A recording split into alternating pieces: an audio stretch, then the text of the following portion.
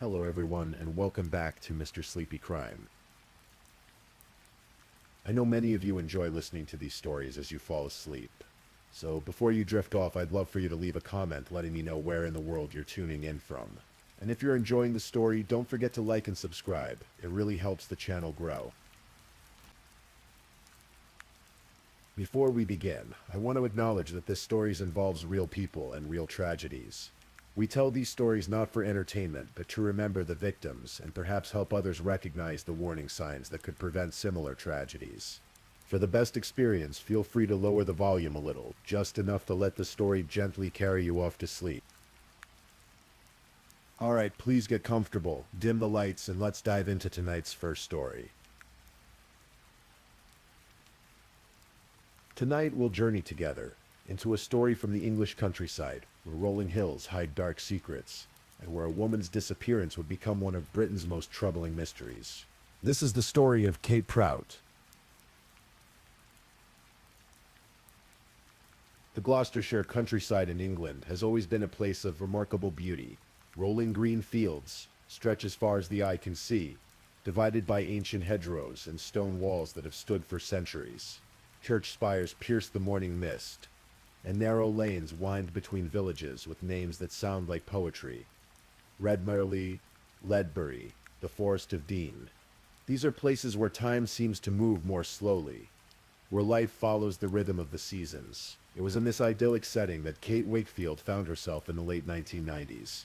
Searching for a fresh start, she had spent years as a school teacher, dedicating herself to education, to shaping young minds. But Kate was ready for something different. She yearned for a quieter life, one connected to nature, away from schedules and classrooms. She wanted to walk in the countryside, to feel the soil beneath her feet, to live at a gentler pace. Kate was 50 years old when she met Adrian Prout. He was a businessman, separated from his first wife, father to a teenage daughter. Adrian ran a pipe-laying business and had recently begun organizing pheasant shoots on farmland. He was practical, hands-on, a man who knew how to work the land and make deals. They met through mutual acquaintances in the countryside community, and something sparked between them. They were both at crossroads in their lives. Adrian was rebuilding after his divorce. Kate was seeking her rural dream. Together, they found common ground. They shared a vision of country living, of building something together. The romance was brief but intense. They were adults who knew what they wanted, and they didn't waste time. By the year 2000, they were married, with Kate's savings and Adrian's business earnings. They purchased their dream. It was called Red Hill Farm, a sprawling property on the outskirts of Redmarley, one of the most picturesque areas in Gloucestershire. The farm consisted of 276 acres of fields and woodland. At its heart stood a handsome farmhouse, the kind of place that appears on postcards advertising the English countryside. They paid £1.2 million for it in 2004. Kate threw herself into creating the life she'd always imagined. She would arrange flowers for the local church, bringing fresh blooms from the farm each week. She walked her dogs across the fields every morning, watching the seasons change, observing the wildlife. She took up pottery, working with clay in a small studio she'd created, finding peace in the act of shaping something with her hands. Adrian focused on the business side of their venture. He expanded the pheasant shooting operation, transforming Red Hill Farm into one of the more popular hunting estates in the region. Wealthy clients would come from across the country to participate in organized shoots, spending their weekends stalking birds through the carefully managed woodland. And Kate became the perfect hostess. With her refined manner and welcoming nature, she would greet the guests, organize elaborate dinners, ensure their stays were comfortable. She prepared food, poured wine, made conversation. To anyone looking from the outside, the Prouts had achieved something remarkable. They seemed to embody the dream of prosperous country living. But dreams, as we know, can fracture. And behind the elegant facade of Red Hill Farm, cracks were beginning to show. First signs appeared in 2006. Kate had begun keeping a diary, a private record of her thoughts and daily life. In its pages, she wrote about her growing suspicions that Adrian was having an affair. She noticed the way he looked at their house-sitter, a woman named Diane Bellamy. Diane had been hired to help maintain the property when Kate and Adrian traveled, and Kate felt increasingly uncomfortable about the relationship between her husband and this younger woman. Kate confronted Adrian. He denied everything, but Kate's instincts told her something was wrong. After they returned from a holiday to Italy, Kate spoke directly to Diane about her suspicions. The conversation was tense, uncomfortable. The atmosphere at Red Hill Farm shifted from comfortable to cold. By 2007, Kate's diary entries had taken on a darker tone. She wrote about arguments, about Adrian's temper, on the 19th of October that year. She wrote words that would later chill everyone who read them. Hadrow said he couldn't wait to get rid of me out of his life. In February of that same year, Kate had called the police. She accused Adrian of assault and threatened to kill her, but without physical evidence, no charges were brought. Kate was left to navigate her deteriorating marriage alone, wondering what would become of her dream. The issue that dominated their arguments was money, specifically the value of Red Hill Farm. With all the improvements they'd made over the years, the property had increased dramatically in value. It was now worth approximately £1.8 million. Kate had contributed significant funds when they'd first purchased it. She felt entitled to her fair share if the marriage was to end. Adrian saw things differently. In his mind, the farm was his creation, his business, his legacy. He operated the chutes, managed the land, handled the day-to-day operations. He offered Kate £600,000 plus maintenance payments. To him, this seemed generous. Kate sought legal advice. Her lawyers told her she was entitled to more, much more. She asked for £800,000 and a clean break. No ongoing ties, no maintenance, just a fair division of assets and the freedom to start over. Adrian was furious. £800,000 would require him to sell the farm, or at the very least, sell off a substantial portion of the land. Everything he'd built would be dismantled. The business would collapse. He felt Kate was being unreasonable, vindictive even. She was trying to destroy what he'd created. On the 4th of November, 2007, Kate withdrew £14,000 from their joint bank account. The money was to fund her legal costs, to ensure she had the resources to fight for what she believed was rightfully hers. She was not backing down. The next day was the 5th of November, Bonfire Night in Britain. A traditional celebration with fireworks and bonfires marking the failed gunpowder plot of 1605. It should have been a night of celebration across the country. For Kate Prout, it would be her last night alive. Kate was last seen during the day on November 5th, buying groceries at a store in Ledbury. Security cameras captured her walking through the aisles, selecting items, going about her ordinary routine. She appeared calm, unhurried. She had no idea what awaited her back at Red Hill Farm. What happened when Kate returned home would remain a mystery for years. The exact details of that evening were known only to one person, but the outcome was unmistakable. At some point during that day or night, in what would later be described as a violent row over money and divorce, Adrian Prout strangled his wife. After killing Kate, Adrian poured himself a glass of whiskey. He sat in their home, the place they'd built together, and drank while Kate's body lay nearby. Then, with methodical calm, he wrapped her body in a curtain. He carried her to his Land Rover and placed her in the back. But Adrian didn't immediately bury his wife. Instead, he drove to the local pub. He went inside, had a few drinks, chatted with locals as though nothing had happened. Kate's body remained in the vehicle parked outside, while Adrian made small talk over his pint. Later that night, Adrian returned to Red Hill Farm. He drove his Land Rover deep into the property, to an area near the pheasant pens where the woodland was thick and undisturbed. He took a shovel and began to dig. The soil was damp from autumn rains, making the work heavy, but Adrian persisted, creating a hole deep enough to conceal what he'd done. He placed Kate's body in that hole, covered her with earth, and smoothed the ground. Then he returned to the farmhouse and went to bed. 5 days passed. During those 5 days, Adrian sent a text message to Diane Bellamy, the house sitter who'd been the source of so much tension. The message was simple and direct. He told her he was in love with her. Kate's family grew concerned when they couldn't reach her. Her brother, Richard Wakefield, called the house repeatedly. Where was Kate? Why wasn't she answering her phone? On the 10th of November, after persistent pressure from Richard, Adrian finally reported Kate missing. He told police that she'd stormed out after an argument, that she'd left to wind him up as she'd done before. He claimed she sometimes disappeared for days at a time to make a point. But something didn't add up. When police arrived at Red Hill Farm to investigate, they found Kate's purse, her mobile phone, her bank cards, her passport, her shoes, her clothes, all the things a person would take if they were truly leaving. Kate's diary was there too, sitting in the house, its pages filled with her increasingly desperate observations about her marriage. Her car hadn't been moved. No money had been withdrawn from her accounts. After the 4th of November, the last confirmed activity from Kate was a phone call she'd made to her bank, First Direct, on November 5th. After that, complete silence. Police became suspicious immediately. People don't vanish into thin air without taking anything. Richard Wakefield told investigators his sister would never have disappeared without letting him know. They were close. She wouldn't have worried him like this. Adrian was arrested. For 15 months, he remained on bail while police conducted one of the most extensive searches in Gloucestershire history. Over 100 officers descended on Red Hill Farm. They brought mechanical diggers, ground-penetrating radar, specialist search dogs. They examined every inch of the 276 acres.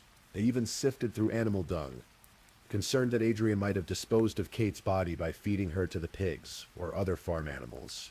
It was a grotesque thought, but investigators had to consider every possibility. Despite all this effort, they found nothing. No body. No significant forensic evidence. No definitive proof of murder. But police had Kate's diary. They had the testimony of Diane Bellamy, who described a strange encounter with Adrian shortly after Kate's disappearance. When she'd asked Adrian where his wife was, he'd said something cryptic. "Don't ask me, they've taken her away." Who were they? The statement made no sense. Police had the evidence of Kate's withdrawal of £14,000, her determination to fight for a fair divorce settlement.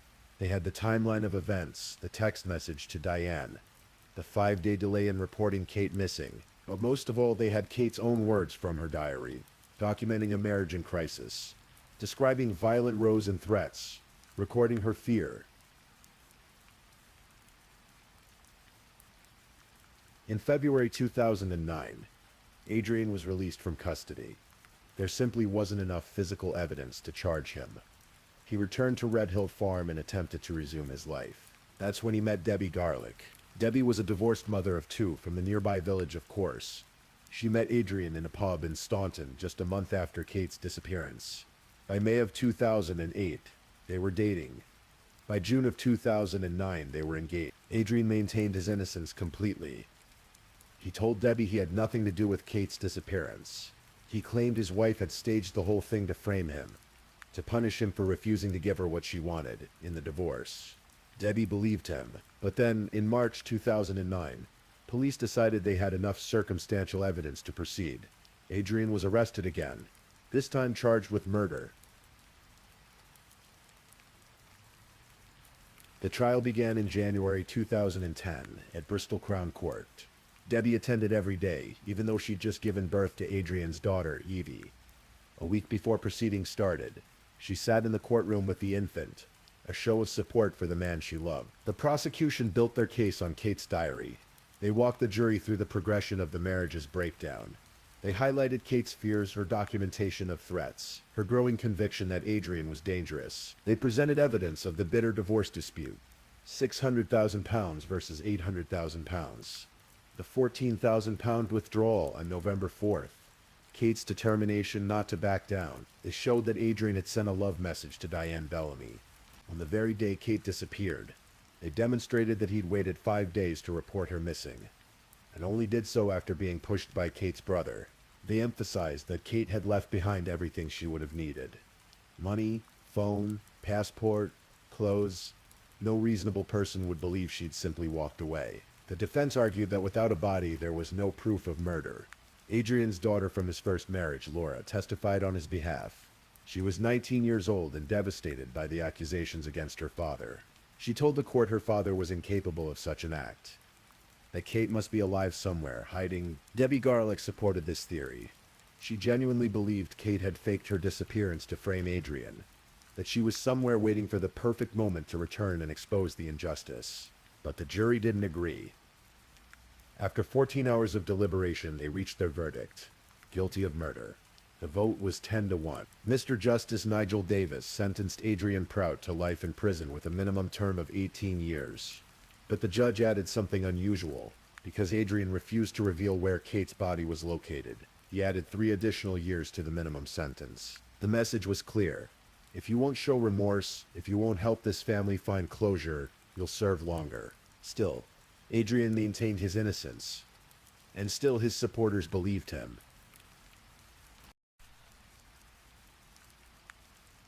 Debbie Garlick launched a campaign called Justice for Adrian Prout. She gathered over 1,000 signatures on a petition declaring his innocence. She offered a £10,000 reward for any information that would lead to his acquittal and release. The campaign adopted a slogan: no body, no proof, no justice. Adrian's daughter, Laura, was equally determined. She gave interviews declaring her father couldn't be a killer, that Kate would eventually return and clear his name. For more than a year after the conviction, Adrian Prout sat in his prison cell and said nothing about where Kate's body might be. The family's suffering continued. Richard Wakefield made public pleas, begging Adrian to reveal his sister's location so they could give her a proper burial, so they could have some measure of peace. But Adrian remained silent. Then something unexpected happened. Debbie Garlick, still convinced of Adrian's innocence, came up with an idea. She suggested that Adrian take a lie detector test, a polygraph. The test wasn't admissible in British courts, but she thought it could prove his innocence to the world, could vindicate him in the court of public opinion. Adrian agreed. He was confident, perhaps too confident. After all, he'd maintained his story for years.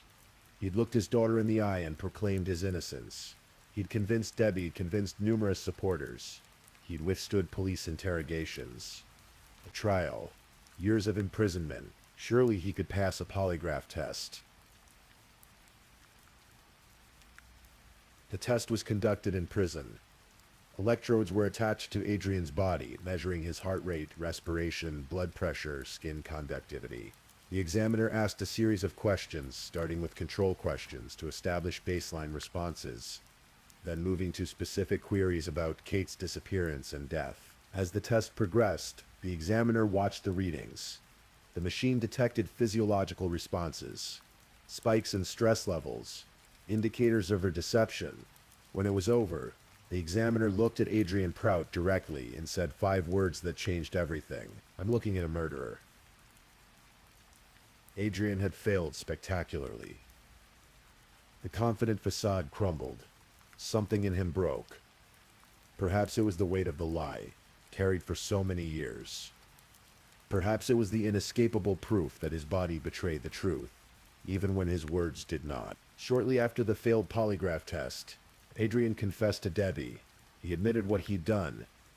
He told her he had killed Kate Prout. Debbie was devastated. She'd staked everything on his innocence. She'd had his child. She'd campaigned publicly for his release. And now she learned it was all based on a lie. Debbie contacted the police. On November 17th, 2011, 4 years after Kate's murder, Adrian Prout finally agreed to show authorities where he'd buried his wife. Handcuffed to a police officer, Adrian was transported from his prison to Red Hill Farm. The farm had been sold. New owners occupied the property. The police needed access to the woodland where Adrian claimed he'd buried Kate. The scene was carefully managed. Police erected barriers, closed off paths. Adrian was driven deep into the property in a 4-wheel drive vehicle, accompanied by officers and detectives. When they reached the area near the pheasant pens, Adrian indicated a spot in the woodland. "There," he said. "That's where I buried her." The search began immediately. Detective Superintendent Simon Atkinson, who'd led the investigation from the beginning, brought in the best resources available. A team from Specialist Group International, leading experts in forensic search and recovery, was called in. Body search dogs from South Yorkshire were deployed. Ground-penetrating radar was used to scan beneath the surface. 2 mechanical diggers worked in tandem with 2 teams of forensic archaeologists who carefully assessed the geography of the land. The work was painstaking, methodical. You cannot rush the recovery of human remains. Every inch of soil must be examined, every fragment documented. It took days, but on November 18th, 2011, Detective Superintendent Atkinson made an announcement. We have found human remains close to the location Adrian Prout identified as the place he buried his wife. After 4 years of searching, of wondering, of hoping against hope, Kate Prout had been found. Richard Wakefield and Kate's family were informed immediately. The news was bittersweet. They'd always known Kate was dead, had accepted that reality long ago, but now they could finally bring her home. They could give her a proper funeral, a proper burial. They could say goodbye. Kate's funeral took place in Cheltenham in January 2012. Friends, family, and members of the community gathered to mourn a woman who'd sought nothing more than a peaceful life in the countryside, who died because she dared to ask for what was rightfully hers. Adrian Prout remains in prison. His minimum sentence will keep him there until at least 2028. His daughter Evie, born just before his trial, has grown up without her father. His older daughter Laura eventually had to accept the truth she'd fought so hard against. Debbie Garlick, who'd loved him and believed in him, had to come to terms with the fact that she'd been deceived by a murderer, that the man she'd planned to marry had strangled his wife and hidden her body in the ground while courting her.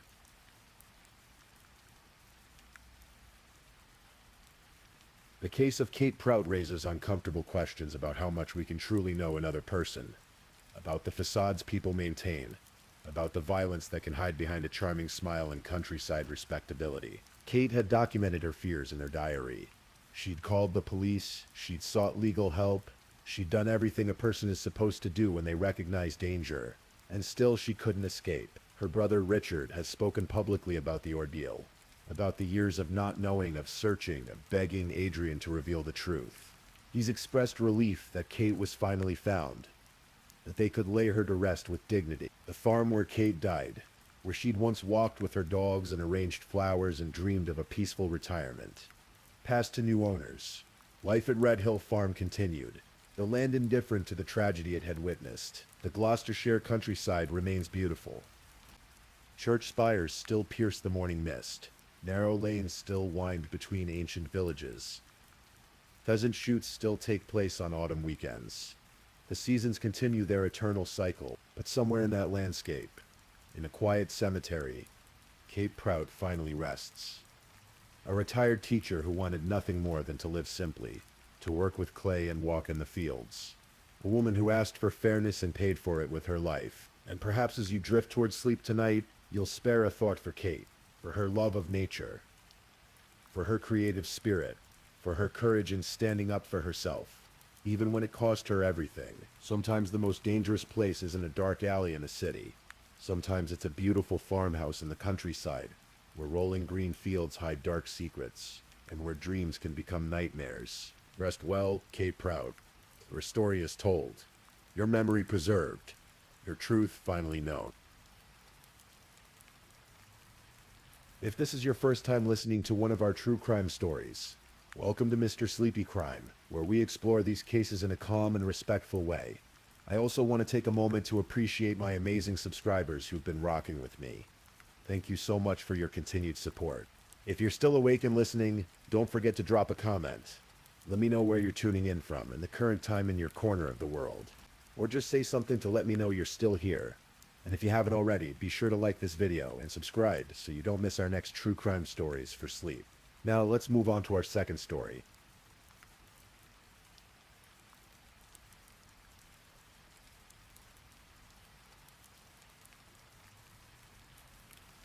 Story 2. Tonight we're going to explore a story that raises difficult questions about love, control, and the thin line between accident and intention. This is a story that unfolded in the autumn of 2014, in a small apartment in Lakewood, Washington.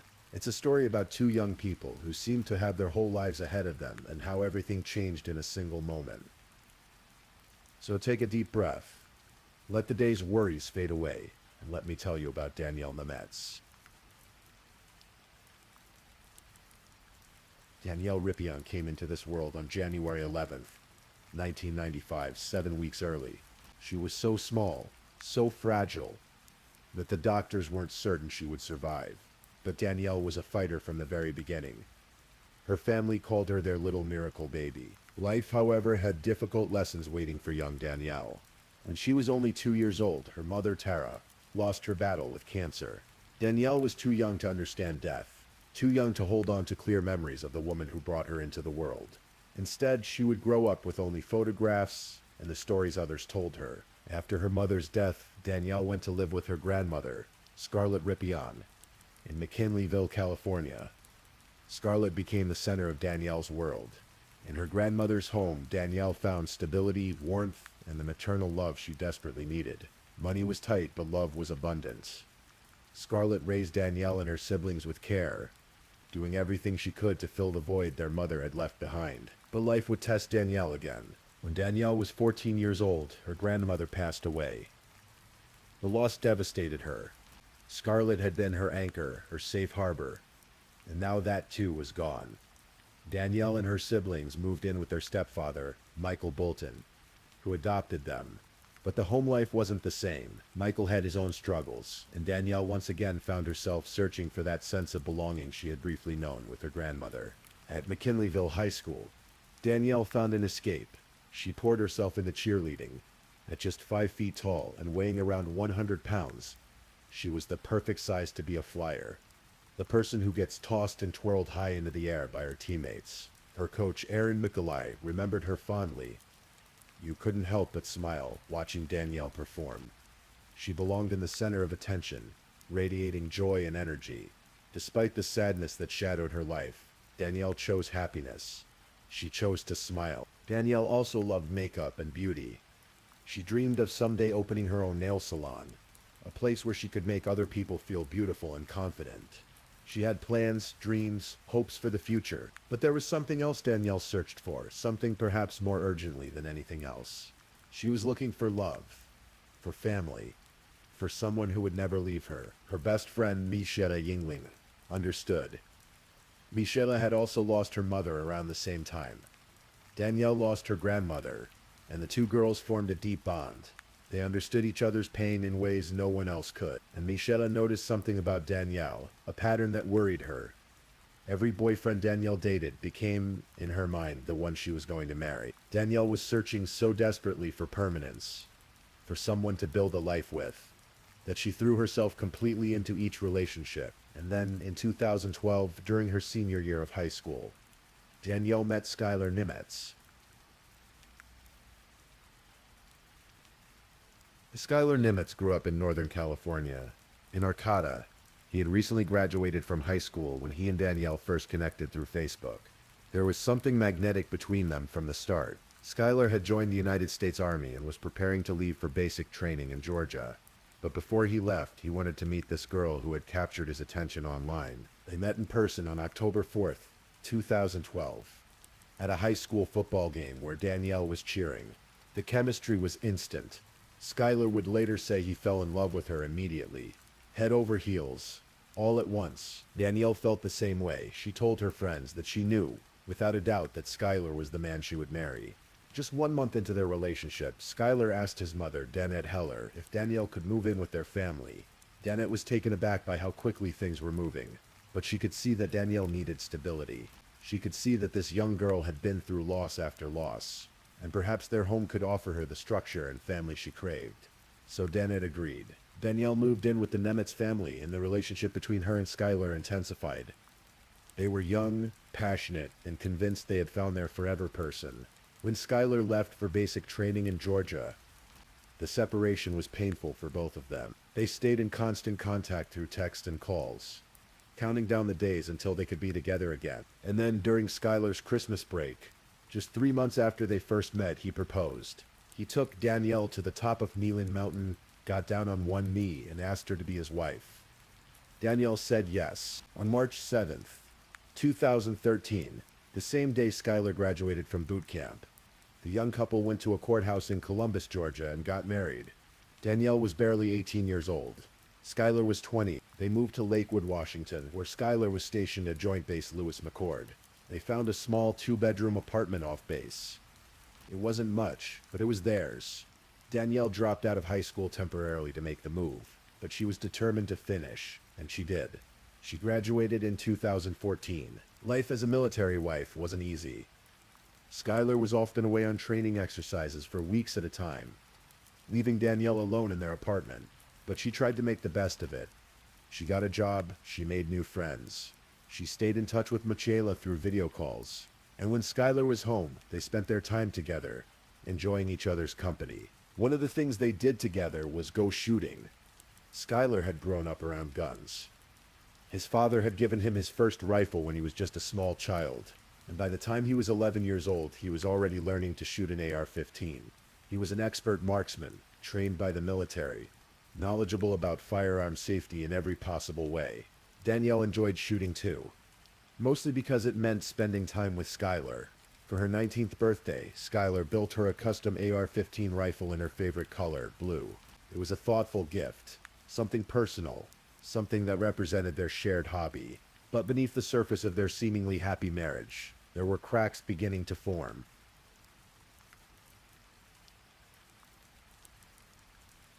To the outside world, Skylar and Danielle appeared to be a happy young couple navigating the challenges of military life.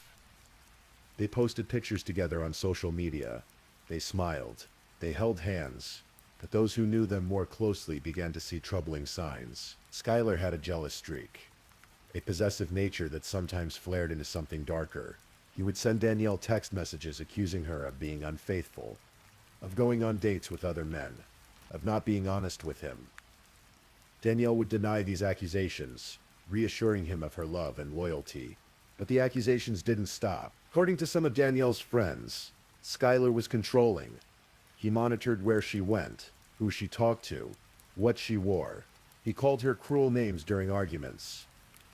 There were loud fights that echoed through the thin walls of their apartment, fights that neighbors would later remember. The disputes almost always centered on Skylar's jealousy and his belief that Danielle was cheating on him. But Danielle, perhaps because she had already lost so much in her life, perhaps because she believed this marriage was her chance at the family she'd always wanted, defended Skylar. She told her friends that things were fine, that he loved her, that they were happy, and in truth, there were happy moments. Genuine moments of connection and joy between them. This wasn't a simple story of a villain and a victim.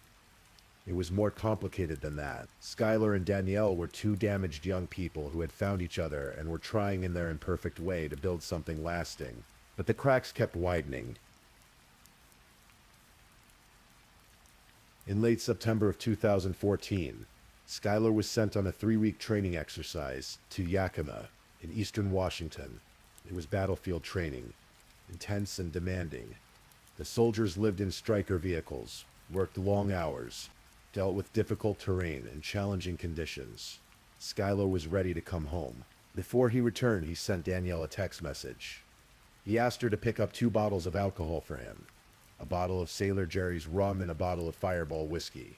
Skylar was only 20 years old, not yet old enough to legally purchase alcohol.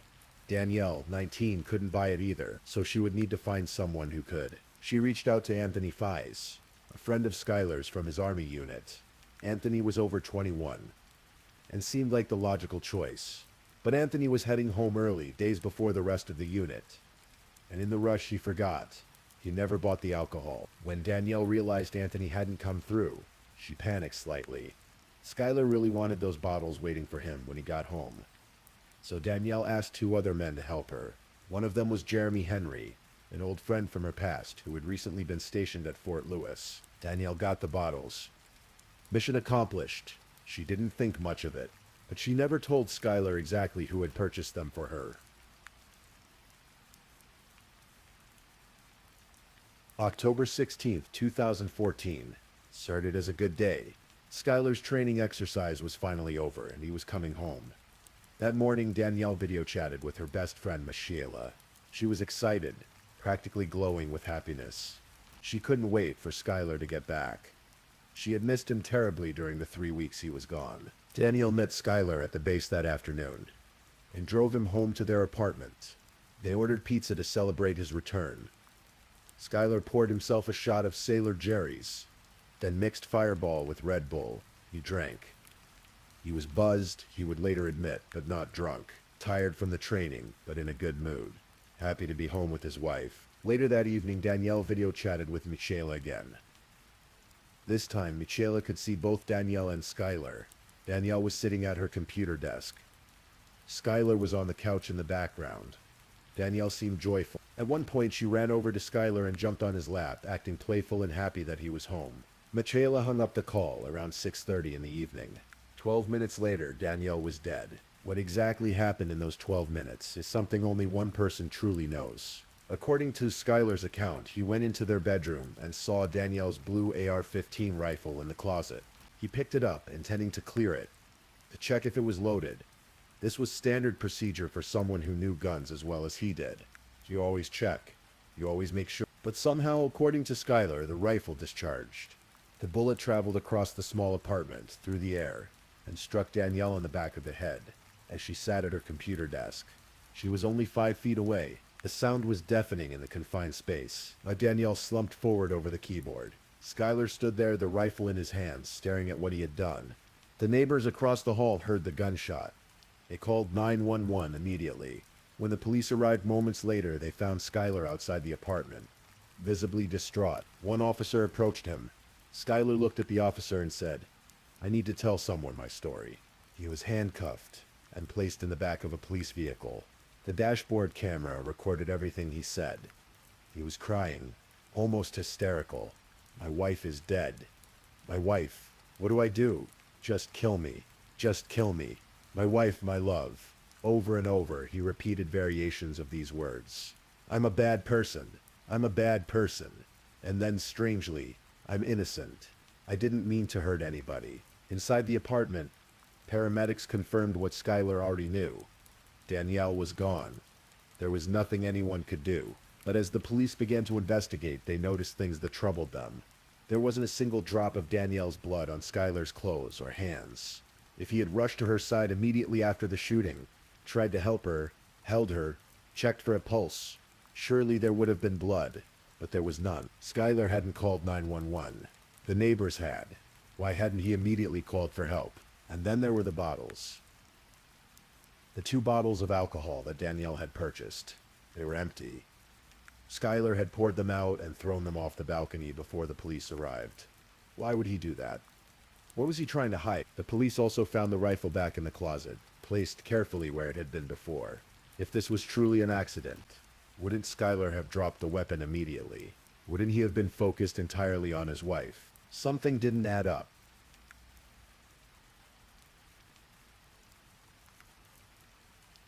Skylar was taken to the Lakewood Police Department for questioning.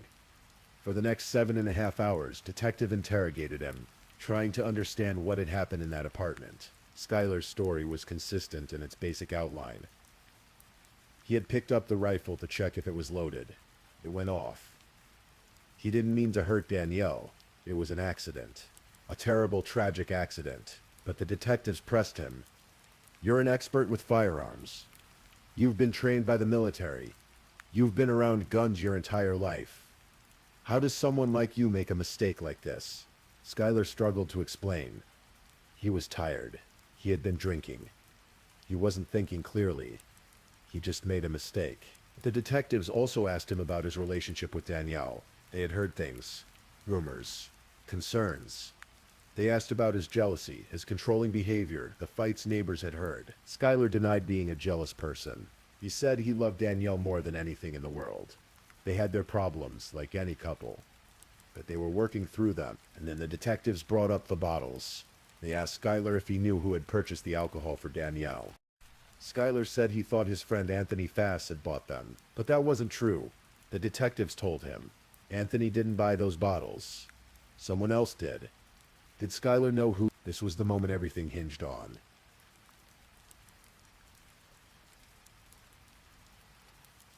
The prosecution's theory of the case centered on one crucial witness, Anthony Fass. Anthony testified that on the day Skylar returned from training, he ran into him on base. Skylar thanked him for buying the alcohol, but Anthony told him he hadn't purchased it. Someone else had. According to Anthony, Skylar's entire demeanor changed in that moment. He became angry. His hands started shaking. His face flushed. Anthony could see the rage building. This, the prosecutors argued, was the motive. Skylar was a jealous, controlling husband who became enraged when he learned that his wife had turned to other men he didn't know about, to buy alcohol. In his mind, this was proof of betrayal. Proof that she was keeping things from him. Maybe even proof that she was being unfaithful. The prosecutors believed that Skylar went home that day, stewed in his anger for those 12 minutes after the video call with Michaela ended, picked up the rifle and shot his wife in a fit of jealous rage. Then he tried to cover it up by making it look like an accident, pouring out the bottles to eliminate evidence of what had triggered his anger. They charged him with first-degree murder, but there was a problem with this theory. Anthony Fies was the only person who testified to seeing Skylar angry that day. No one else saw it. Not the other soldiers on base. Not Danielle's friend Michaela during the video call. No one. In fact, every other witness said Skylar seemed happy that day, excited to be home, looking forward to seeing his wife. Another Army buddy, Richard Oakley, testified that he didn't even see Anthony Foss on base that day. He said Skylar was in a great mood, talking about how much he missed Danielle. And when Skylar took the stand in his own defense, he flatly denied ever having a conversation with Anthony Fies about the alcohol. He said it never happened. So who was telling the truth?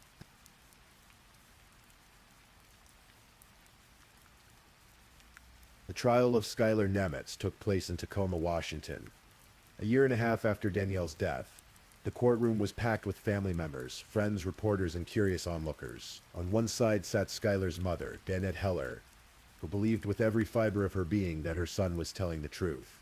On the other side sat Danielle's family, including her younger sister, Michaela, who had looked up to Danielle as a mother figure. The prosecution painted Skylar as a dangerous, controlling abuser who had killed his wife in a jealous rage. They presented text messages showing Skylar's possessive behavior. They called witnesses who testified to the frequent fights. They brought in forensic experts who explained how unlikely it was that an expert marksman like Skylar could accidentally discharge a weapon in the exact direction of his wife's head from 5 feet away. The prosecutor held up the AR-15 rifle in the courtroom, demonstrating how Skylar would have had to pick it up from the bed, walk over to where Danielle was sitting, orient the barrel directly at the back of her head, and pull the trigger. Why would anyone do that while supposedly just checking if a weapon was loaded? The defense, led by attorney Michael Stewart, admitted that Skylar was responsible for Danielle's death. They couldn't deny that, but they argued it was manslaughter, not murder. It was a reckless, negligent accident, not an intentional killing. There was no premeditation, no plan, just a terrible mistake made by a tired, buzzed young man who thought he was safe. Stewart pointed out the lack of evidence showing a fight or confrontation in those crucial 12 minutes. If Skylar had been seething with rage, if he had confronted Danielle and shot her deliberately, surely there would be some sign of it. But there was nothing. The apartment was quiet. The neighbors heard nothing until the gunshot itself. And then there was Anthony Foss, the prosecution's star witness. Stewart attacked his credibility, pointing out that no one else could corroborate his story about seeing Skylar angry on base that day. When Skylar took the stand, he broke down in tears multiple times. He told the jury he loved Danielle more than anything. He never meant to hurt her. He would give anything to take back that moment, to have checked the rifle differently, to have been more careful. "I can live with being the reason Danielle died," he said, his voice breaking, "but I can't live with being called a murderer." The prosecution cross-examined him aggressively, trying to catch him in contradictions, trying to break through what they believed was a rehearsed performance. But Skylar stuck to his story. The jury deliberated for 7 long days. After a week of deliberations, the jury reached a verdict. They found Skylar Nemitz guilty of first-degree manslaughter. Not first-degree murder, as the prosecution had hoped, but not the lesser charge of second-degree manslaughter either. They landed in the middle. When the verdict was read, Skylar broke down in tears. His mother, Danette, cried as well. On the other side of the courtroom, Danielle's family had mixed reactions. They were glad Skylar was being held accountable, but they believed it should have been murder. Later, jurors spoke to reporters about their decision. They said they simply couldn't be certain beyond a reasonable doubt that Skylar had intended to kill Danielle. Anthony Foss was the only witness who claimed Skylar was angry that day, and his testimony was contradicted by others. Without that evidence of rage in those crucial 12 minutes before the shooting, they couldn't say it was premeditated murder, but they also didn't believe it was a simple accident. Skylar was too experienced with firearms, too well trained, too knowledgeable about gun safety. For him to accidentally point a loaded rifle at his wife's head and pull the trigger was, in their view, criminally reckless. One juror, a retired Army soldier himself, said it simply: "You never point a weapon in the direction of anybody and pull the trigger believing it's unloaded." The jury convicted Schuyler of first-degree manslaughter with a firearm enhancement. On March 26, 2016, Judge Jack Nevin sentenced Schuyler Nemetz to the maximum penalty allowed under the law, 13.5 years in prison. At the sentencing, Judge Nevin looked directly at Schuyler and repeated twice, "Mr. Nemetz, you are an expert. You are an expert." The judge was emphasizing the central issue of the case. This wasn't some random person unfamiliar with guns. This was someone who had been trained, who knew better, who should never have made such a fatal error. Schuyler addressed the court before his sentencing. "I can't accept the actions that I've done," he said. His voice was quiet, defeated. There was nothing left to fight for. The jury had decided. The judge had decided. All that remained was to serve his time. Danielle's sister, Mikala, attended the sentencing with purple hair, died in honor of Danielle's favorite color. She told reporters that while she wished the verdict had been first-degree murder, at least Schuyler had received the maximum sentence. Schuyler's mother, Danette Heller, sat in the courtroom with her heart breaking. She had fought so hard for her son, believing in his innocence, making video diaries about her fears and loneliness. Now she had to watch him be taken away to prison. "I'm really broken-hearted right now," she said after the sentencing.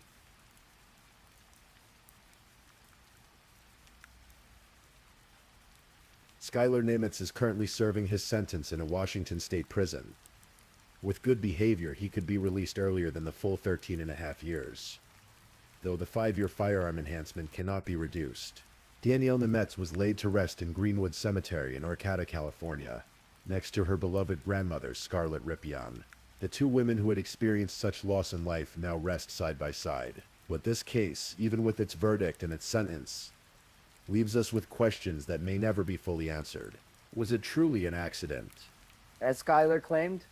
Was he simply a young man who made a terrible mistake, who picked up a rifle without thinking, who was tired and buzzed and careless in a way that cost his wife her life? Or was it intentional, as the prosecution argued?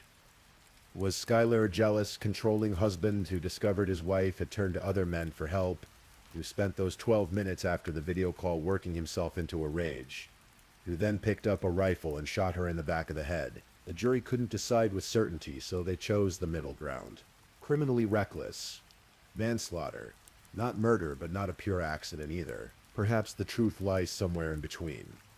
Perhaps Schuyler didn't plan to kill Danielle, didn't wake up that day intending to become a killer. But perhaps in a moment of anger or suspicion or jealousy, he picked up that rifle and made a choice that he can never take back. Perhaps he pointed it at her, not quite sure what he was going to do, and in that split second his finger pulled the trigger. Or perhaps it really was an accident. Perhaps he was just checking the rifle, and it went off, and in that instant everything he loved was gone. We will never know with absolute certainty what happened in those 12 minutes in that small apartment in Lakewood, Washington. What we do know is that a young woman who had already experienced so much loss in her short life lost everything. Danielle Nemetz, who was born 7 weeks early and called a miracle baby, who lost her mother at 2 and her grandmother at 14, who searched so desperately for love and belonging, that she married at 18, who dreamed of opening a nail salon and traveling the world, who loved cheerleading and makeup and spending time with her friends. She was 19 years old when she died, and we know that a young man, whether through intention or catastrophic negligence, took her life. Schuyler Nemetz, who grew up around guns and knew them better than most people, who fell in love quickly and intensely, who had jealousy issues and control problems, but also by some accounts genuinely loved his wife. 2 young lives, both damaged in different ways, came together and created something that ended in tragedy. The case of Danielle Nemetz reminds us that domestic violence exists on a spectrum. It's not always clear-cut. Sometimes it's loud and obvious. Sometimes it's subtle. Sometimes it's text messages and jealous accusations and slow erosion of freedom. And sometimes, whether through rage or recklessness, it ends in death. It reminds us that expertise doesn't prevent accidents, but it does make them far less likely. When an expert makes a mistake with deadly consequences, we have to ask ourselves, was it really a mistake? And it reminds us that the justice system, for all its efforts to find truth, can only do so much. Juries deliberate, judges sentence, prison doors close.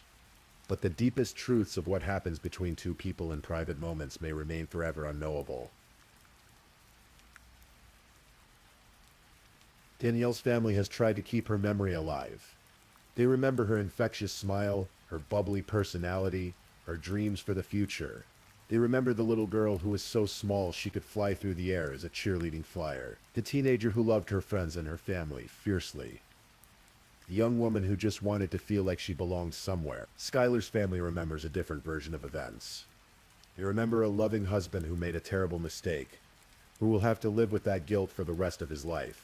The truth, as it often does in these cases, lies somewhere in the complicated space between those two narratives. Tonight, as you drift off to sleep, perhaps you'll think about Danielle, about a life cut short, about the fragility of everything we hold dear, about how a single moment can change everything forever. If you're still awake and listening, check whether you've left your little goodnight comment. I always check your comments before I sleep too. And if you haven't already, don't forget to like this video and subscribe so you don't miss our next true crime stories for sleep. Meanwhile, let's move on to our third story.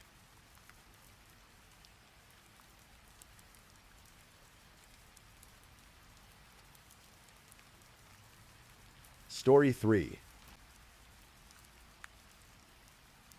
Tonight we travel to the other side of the world, to the sunlit shores of Sydney, Australia, where the harbor sparkles beneath endless blue skies and modern high-rises stand beside quiet residential streets.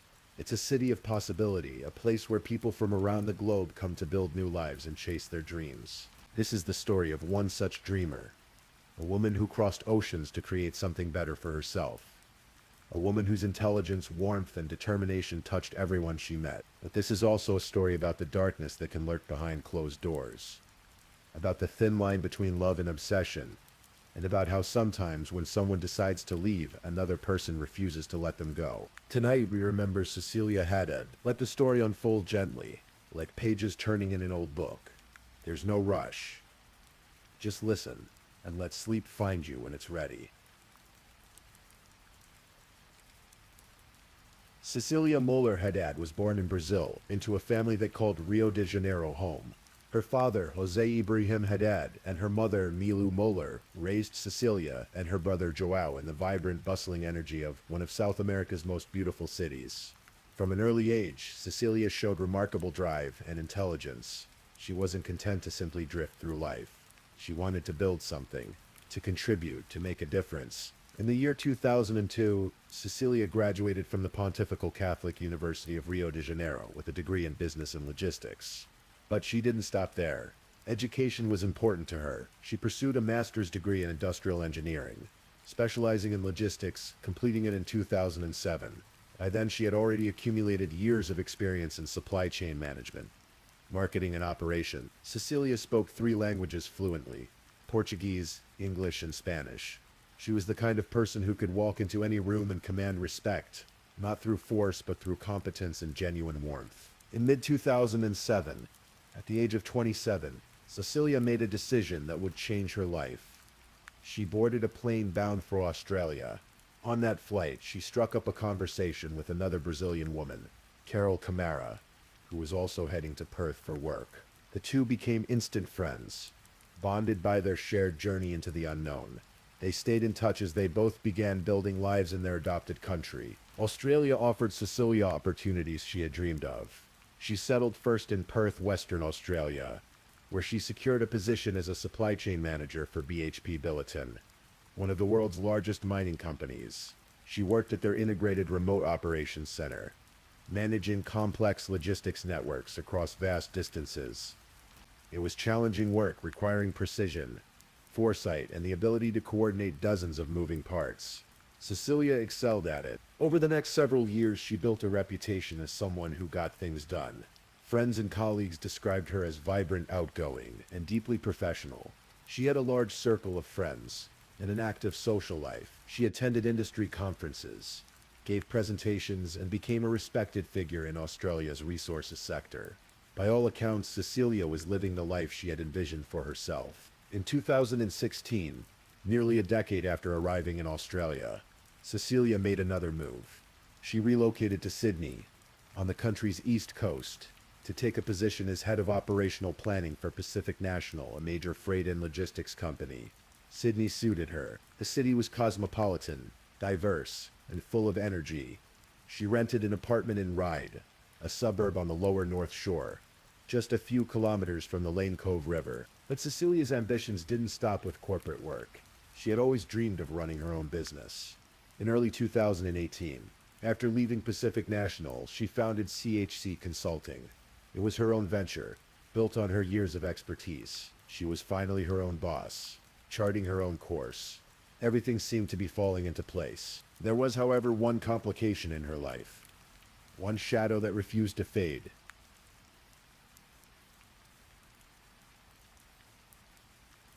During her time in Sydney, Cecilia met a man. His name was Mario Marcelo Santoro. Like Cecilia, Mario was Brazilian. He was an engineer, a few years older than her, in his early 40s. The two had actually crossed paths years before in Brazil, both attending the same university, the Pontifical Catholic University of Rio de Janeiro. But it wasn't until they were both living in Sydney that they reconnected and began a relationship. At first, things seemed normal. Mario had children from a previous marriage back in Brazil. 2 daughters he cared about deeply. He and Cecilia both worked at a disability service provider called Higher Up, supporting people with disabilities in their daily lives. They even formed a business partnership together, registering a company called D Care, which listed Cecilia's apartment in Ryde as its address. They were building something together, or so it seemed. But relationships are complex, and not all of them are what they appear to be on the surface. As time passed, Cecilia began to see a different side of Mario. He could be controlling, possessive. He didn't have steady employment, and according to Cecilia's family, he relied heavily on her income. Despite this, when Cecilia tried to end the relationship, Mario refused to accept it. He had nowhere else to go. He said he needed to stay in her apartment because he had to send money back to Brazil to pay for his daughter's school fees. Cecilia, compassionate and generous as always, allowed him to remain, even though the relationship had ended. But this arrangement created an unbearable tension. Cecilia felt trapped in her own home. She confided in her parents, her friends, her stepmother. She told them she was afraid of Mario. She described his behavior as threatening, his presence as suffocating. There were arguments. There were confrontations. On one occasion, Cecilia returned home after staying with friends for several days. Uncertain whether Mario would be there, she called her father, Jose, as she approached her apartment. She stayed on the phone with him as she unlocked the door. Her heart pounded when she entered and found the apartment empty. She exhaled with relief. "He's not here, Dad," she said. "You can sleep now." But this was no way to live. About 10 days before the end of April 2018, Cecilia gave Mario an ultimatum. She told him he had to leave. She couldn't do this anymore. If he refused, she said she would call the police. Mario, however, still had his passport inside the apartment. He needed it to return to Brazil, to visit his family. The situation was reaching a breaking point. Then came Friday, April 27th.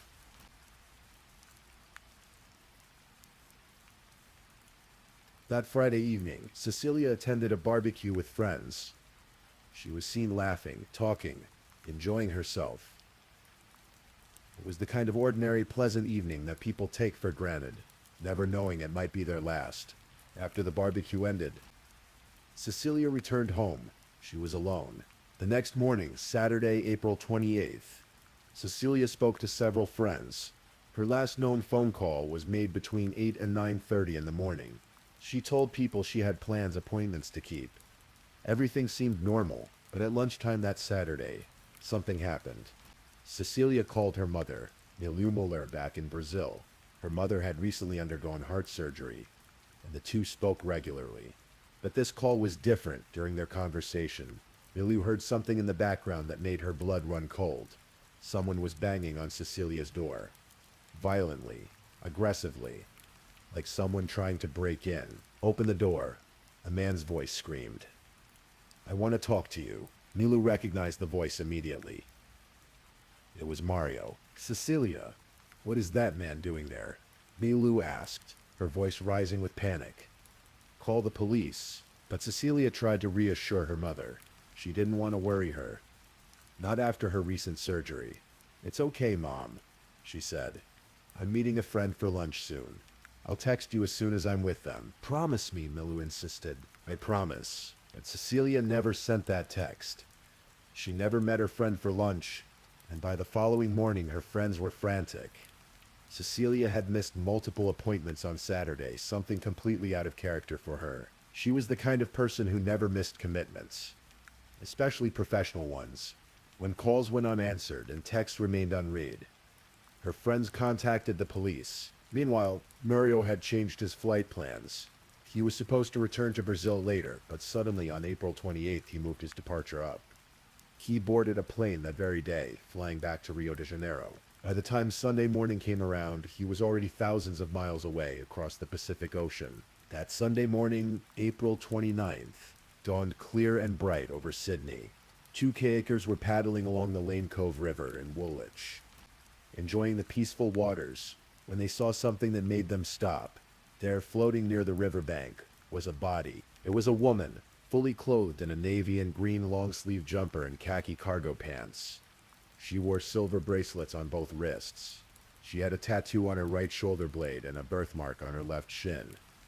The kayakers immediately called emergency services. Police arrived within minutes, pulling the body from the water.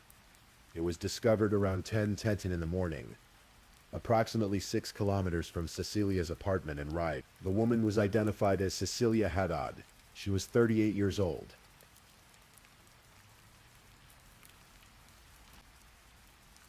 At first, authorities weren't certain what had happened. Perhaps it was an accident. Perhaps she had fallen into the river somehow. But as investigators began piecing together the timeline, the truth started to emerge. This was no accident. Detective Acting Inspector Richie Sim of the New South Wales Police Homicide Squad spoke to the media. He explained that Cecilia had been at a barbecue Friday night and had spoken to friends Saturday morning, but her movements after that were unknown. Police were specifically seeking anyone who might have seen Cecilia or her car, a red 2013 Fiat 500 with a black roof, in the Hunters Hill Ryde or Woolwich areas over the weekend. Detectives searched Cecilia's apartment on Ann Street in Ryde. They found no obvious signs of a struggle, but they did find evidence that someone had been there recently. They also learned about Mario Santoro and his sudden departure to Brazil. When they tried to contact him, they saw photos of him on social media, already in Rio de Janeiro, posing with his 2 daughters.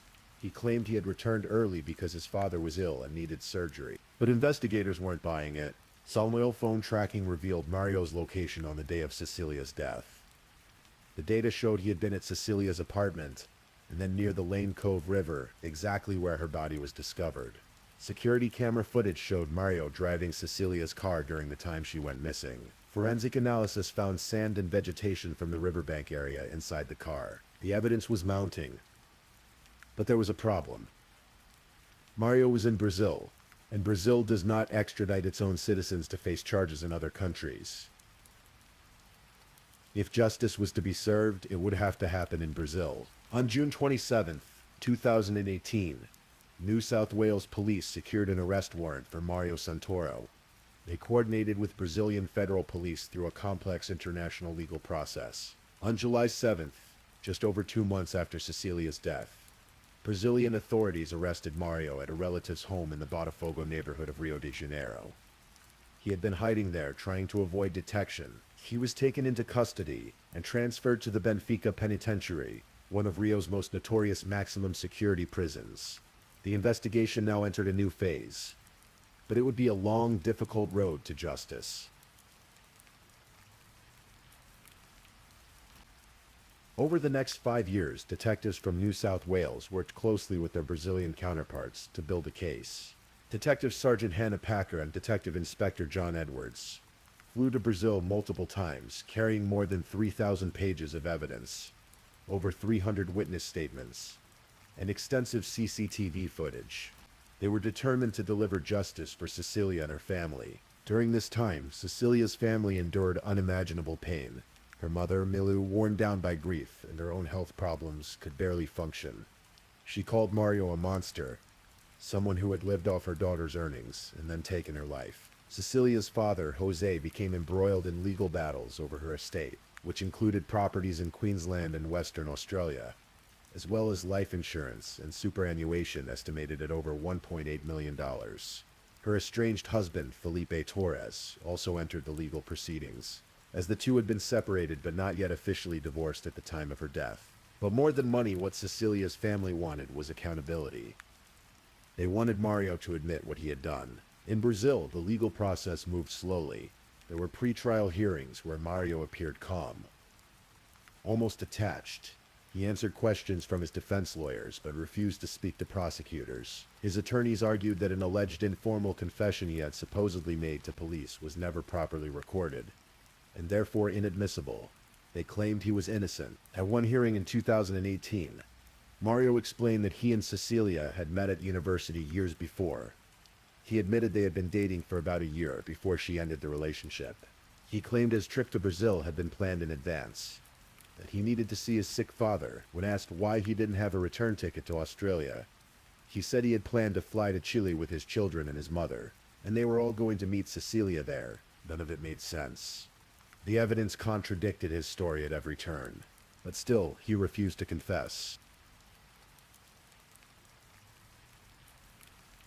Finally, in June of 2023, more than 5 years after Cecilia's death, Mario Santoro stood trial in a federal court in Rio de Janeiro. The jury consisted of 7 people, 6 women and 1 man. They listened to days of testimony from detectives, forensic experts, and Cecilia's heartbroken family members. They reviewed the mountain of evidence that Australian and Brazilian investigators had painstakingly assembled. Throughout the trial, Mario appeared relatively calm, almost relaxed. He sat quietly as witness after witness described the evidence against him. He seemed unmoved. Then came Wednesday, June 21st, 2023. Mario took the stand to testify. He acknowledged that he had gone to Cecilia's apartment that Saturday to retrieve his passport so he could catch his flight back to Brazil. He admitted they had gotten into a fight, and then finally, he told the truth. "I grabbed her neck," he said, his voice breaking. "I squeezed really hard. I was trying to make her shut up, but unfortunately that's when the tragedy happened. I didn't want to do that." He described how Cecilia fell limp in his arms, how the life left her body.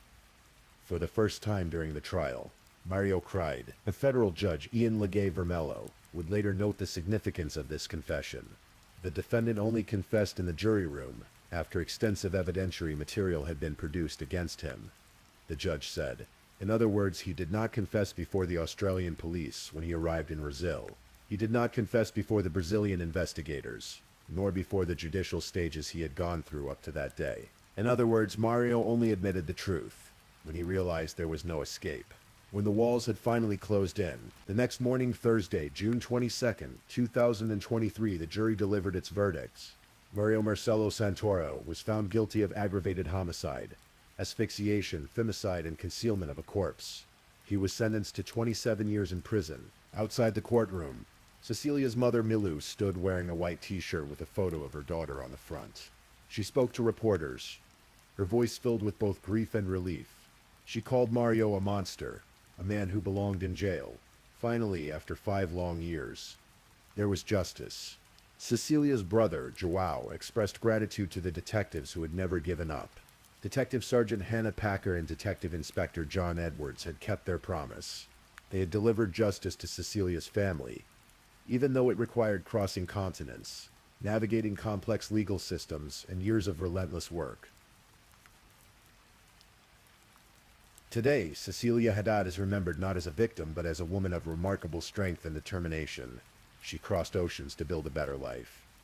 She earned multiple degrees, spoke 3 languages, and built a successful career in a competitive industry.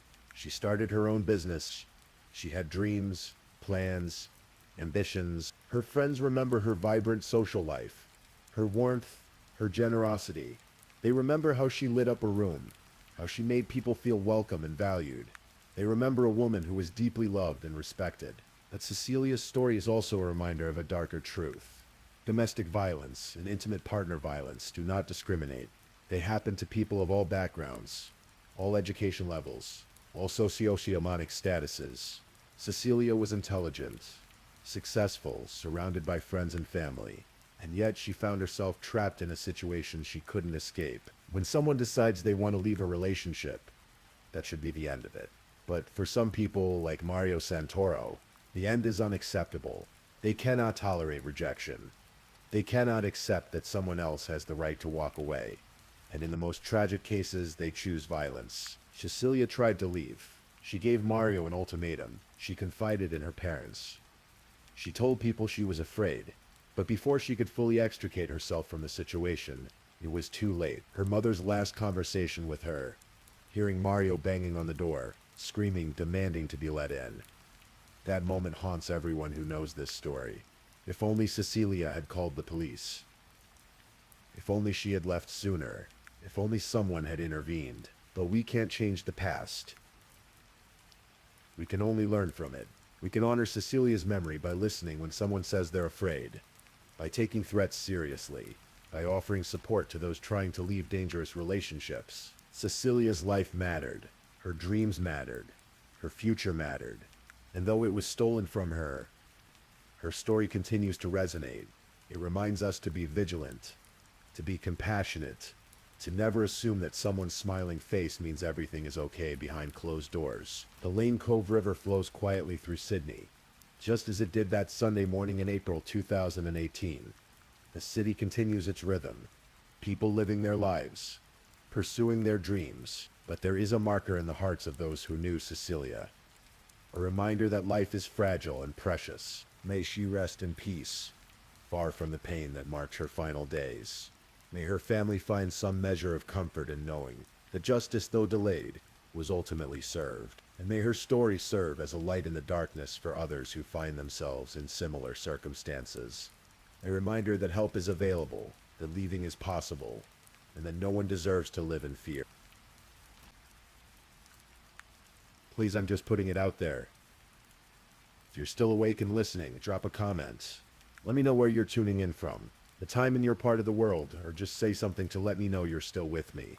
And of course, if you haven't already, like this video and subscribe so you don't miss the next true crime story for sleep. Now, let's move on to our fourth story.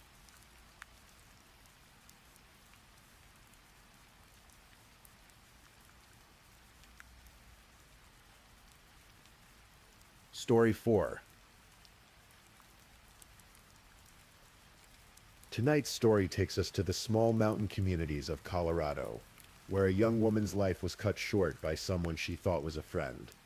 This is the story of Leah Porter, a case of deception, false comfort, and a brother's determination to find the truth. Let the story wash over you. There's no need to remember every detail, just listen and let yourself drift.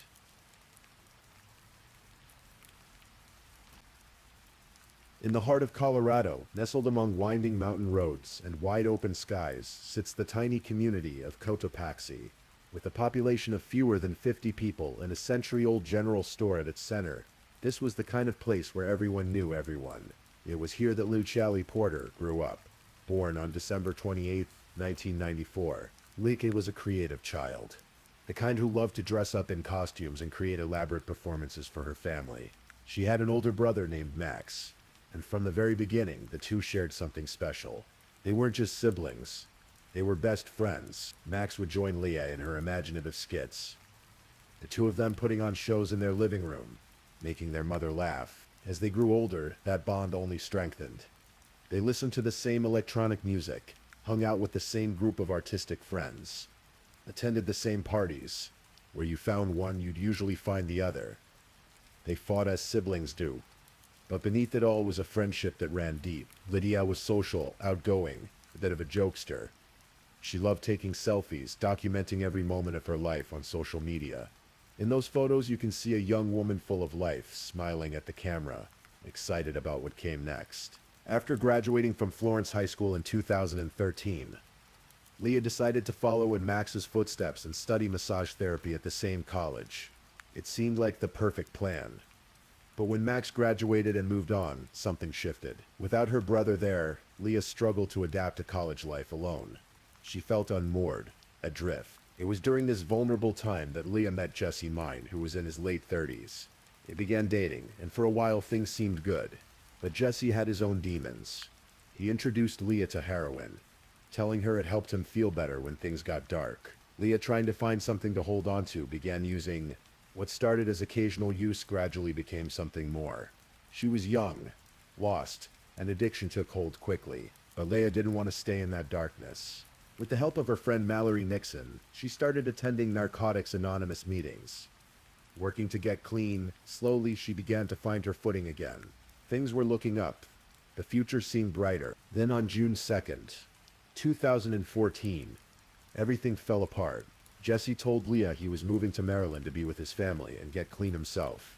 Their relationship was over. Leah was left with nowhere to live, her belongings packed in her car, and a desperate need for help. Leah had spent the night of June 2nd at the Castle Inn in Castle Rock, Colorado, saying goodbye to Jesse. It was emotional. She was hurt, confused about what to do next.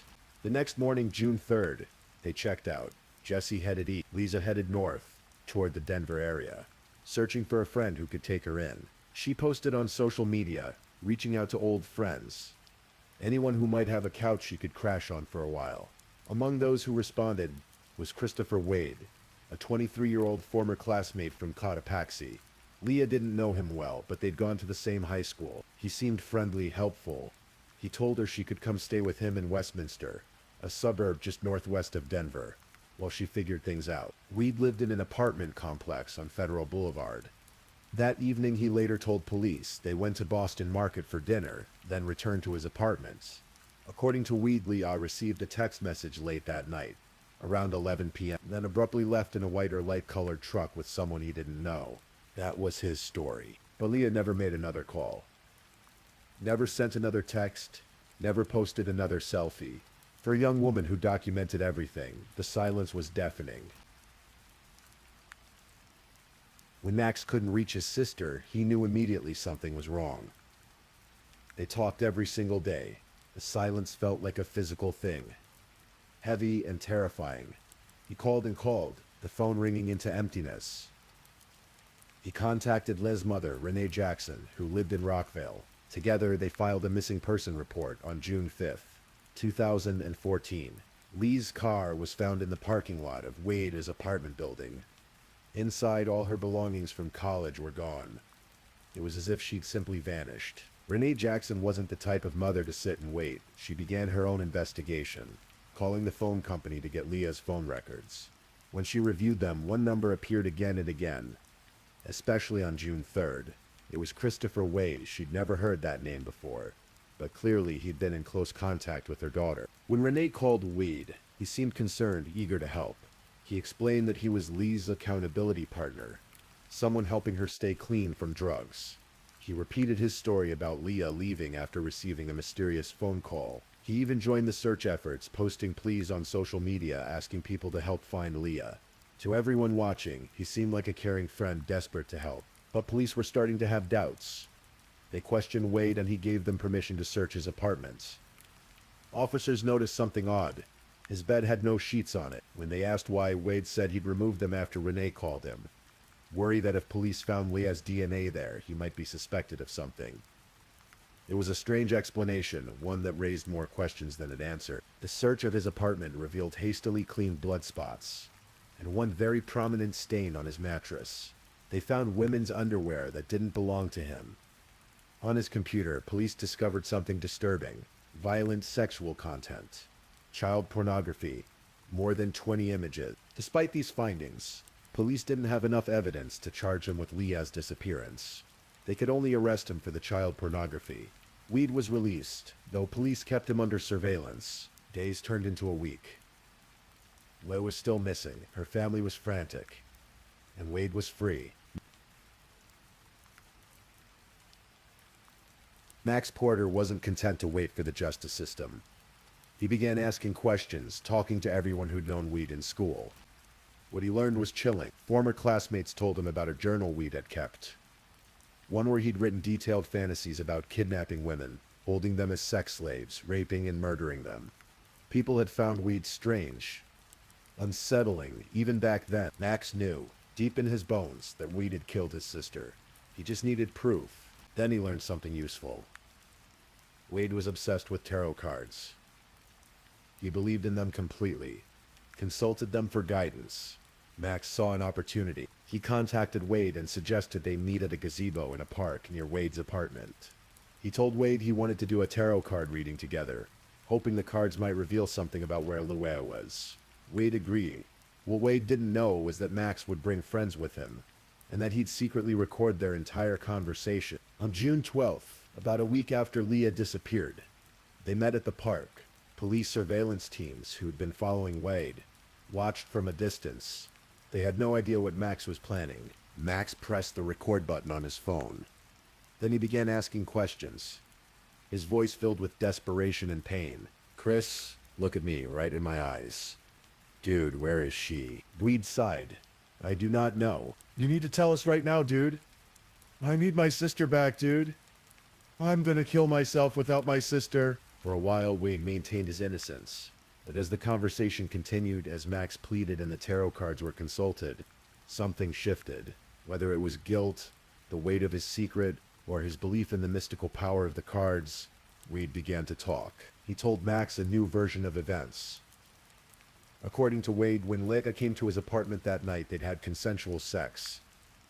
Afterward, she asked him for money to buy heroin. When he refused, she grabbed a knife from his kitchen and tried to stab him. Wade claimed he defended himself by grabbing her around the throat. He said he only meant to choke her until she went unconscious, to make her muscles relax so he could take the knife away. But she didn't wake up. She died in his arms. So Wade said he panicked. He placed Leah's body on his bed, changed her clothes, then forced her into a duffel bag. He carried her to the dumpster behind his apartment complex and threw her away like garbage. Her belongings went into various dumpsters around the area. When Max heard these words, something inside him broke, and then hardened. He punched Wade in the face. His friend Eric Fay had to pull him back. Then Max and Eric called 911. They forced Wade to get on the phone. In a calm voice, eerily composed, Wade spoke to the dispatcher. "I'd like to confess to a murder," he said. "The case is for the disappearance of Le Porter." Within minutes, police moved in and arrested him. At the police station, with his lawyer present, Wade confessed again. He stuck to his story about self-defense, but he admitted to everything else: cleaning the crime scene, removing his bed sheets, disposing of the body. Police obtained a warrant to search his apartment again, this time with luminol, a chemical that reveals blood. When they sprayed it, the room lit up. Blood traces covered Wade's bedroom and bathroom. Far more blood than you'd expect from a brief struggle. This word told investigators he'd put Leah's body in the dumpster on the morning of June 4th. But by the time he confessed, the trash had already been collected and taken to the Commerce City landfill. Police launched a massive search effort, scouring the landfill for 40 consecutive days. Teams worked through mountains of garbage in the summer heat, looking for any trace of Leah Porter. They never found her body. What they did find was a pillowcase containing Leah's cell phone, her wallet, her identification card, and some of her clothes. But Leah herself remained missing, somewhere in that vast expanse of waste, or perhaps somewhere else entirely. Prosecutors faced a difficult decision. They had Wade's confessions. They had the physical evidence from his apartment. They had the damning computer files. But they didn't have a body. In American law, it's incredibly difficult to convict someone of murder without remains. There have been successful prosecutions in no-body homicide cases, but they're rare. It takes just one skeptical juror to prevent a conviction. The district attorney, Dave Young, made a strategic choice. He offered Wade a plea deal. If Wade pleaded guilty to second-degree murder and sexual exploitation of a child relating to the pornography on his computer, he would receive a sentence of 48 years in prison. In exchange, Wade would provide information about where he disposed of Leah's body. Wade accepted the deal. He maintained his claim that he'd put her body in the dumpster, though police and prosecutors doubted this was the whole truth. On November 6, 2015, Wade was formally sentenced to 48 years in prison. He would have to serve 75% of that sentence before becoming eligible for parole, meaning he wouldn't be considered for release until 2048. Lim's family was devastated by the plea agreement. They wanted Wade to face trial for first-degree murder. They wanted him to spend life in prison. Renee Jackson spoke at the sentencing hearing, her voice shaking with anger and grief. "The defendant has a very dark past," she said. "My son and I agree that he will do this again. Perhaps to a child. How will any of us live with that? It would be all of our faults if another human being were harmed or murdered because of this plea deal." But the deal was done. Wade was sent to Colorado's Sterling Correctional Facility, later transferred to Limon Correctional Facility, where he remains today as prisoner number 170598. In a later interview with ABC News' 2020 program, Christopher Wade tried to explain why he'd confessed. He claimed the tarot cards had told him to do it, that they'd revealed his guilt would destroy him unless he let it out. He also said that Leah's spirit had appeared to him and asked him not to commit suicide, which he claimed had been his plan. These explanations rang hollow to those who knew the case. Wade had been studying criminal justice at a college near Denver. He'd been in the Army, working as a helicopter mechanic, and was now taking courses in criminology because he wanted to become a police officer. His professor, Robert Wells, told reporters that Wade would have learned in his classes exactly how to clean a crime scene, how to dispose of evidence, how to evade detection. His efforts to clean and purge the crime scene, Wells explained. "Those are things he could have learned right there in my class." The irony was bitter. Wade had nearly gotten away with murder using the very techniques he'd been taught to prevent. If not for the tarot card meeting, if not for his obsession with mysticism and his need to unburden himself, he might never have been caught. Police believe Wade's story about self-defense is false. Talib was a petite woman, weighing only 98 pounds. Wade was a trained soldier who practiced jiu-jitsu. The amount of blood found in his apartment suggested something far more violent than a struggle over a knife. And there were questions that Wade could never adequately answer. Why didn't he call 911?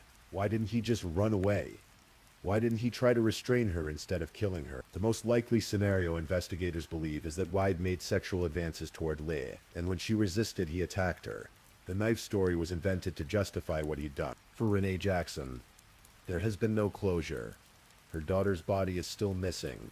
For more than a decade now, she has searched the dusty mountain trails of central Colorado, hiking through wilderness areas, consulting psychics, coordinating volunteer search teams. She has memorized every page of the police reports. She has paid for travel expenses for volunteers willing to help look for Leah. "I just can't accept the fact that I don't know where my daughter is," Renee told reporters. "I can't live with that." She believes, in her heart, that we didn't put Leah in the dumpster. She suspects he hid her somewhere he could visit, somewhere meaningful to him. But without more information, without Weed telling the truth, Leah remains lost. A Facebook page, Help Find Leah Porter, continues to this day, sharing updates, organizing searches, keeping Leah's memory alive. On what would have been her birthdays, on the anniversary of her disappearance, her family posts tributes. They share photos of Leah smiling, full of life, the way they want to remember her. Max Porter has had to live with the weight of what he did, confronting his sister's killer, hearing the confession that confirmed his worst fears. He carries the recording of that conversation, a permanent reminder of the moment everything changed. Some might call what he did dangerous, reckless even, but others see it differently. He's a brother who loved his sister so much that he couldn't wait for justice to take its slow course. He took action, and because of him, White is in prison. The case of Leah Porter leaves us with uncomfortable questions. How does someone study criminal justice with the intention of becoming a police officer while harboring violent fantasies? How does a young woman seeking help from an old classmate end up dead? How do we reconcile the smiling photos of Wade in his army uniform, involved in choir and drama in high school, with the man who killed a 98-pound woman and disposed of her body? There are those who wonder if White had done this before, if there were other victims who'd crossed his path and disappeared. The journal about kidnapping and raping women, mentioned by former classmates, suggests he'd been thinking about violence for years. The child pornography on his computer suggests an attraction to the vulnerable, the powerless. But these are questions without answers. Wade is given multiple versions of events, each one self-serving, each one designed to minimize his culpability. The truth died with Larry in that apartment. and Wade has proven himself to be an unreliable narrator of his own story. What we do know is this. On June 3rd, 2014, a 19-year-old woman went to someone she thought was a friend, seeking help during a vulnerable moment. That friend betrayed her trust in the most absolute way possible. He took her life, disposed of her body, and then tried to cover it all up using the very skills he'd learned in his criminal justice classes. If not for tarot cards, if not for a brother's determination, Christopher Wade might have walked free. The story of Leah Porter reminds us that evil doesn't always announce itself. It can wear a friendly face, offer help, pretend to care. It can be someone you went to high school with, someone who seems normal on the surface. The danger isn't always obvious, but this story also reminds us of the power of love, of the lengths people will go to for those they care about. Max Porter risked everything to get justice for his sister. Renee Jackson continues to search, refusing to give up hope of bringing Leah home. Somewhere in Colorado, Leah Porter rests. Her family continues to look for her, to keep her memory alive, to fight for the closure they deserve. As you drift off to sleep tonight, remember Leah. Remember the young woman who loved selfies and electronic music, who performed skits with her brother, who was working to overcome addiction and build a better life. Remember that every missing person case represents not just a statistic, but a whole world of people who love them and are left behind to search. Please, if you're still awake, let's move on to our last story.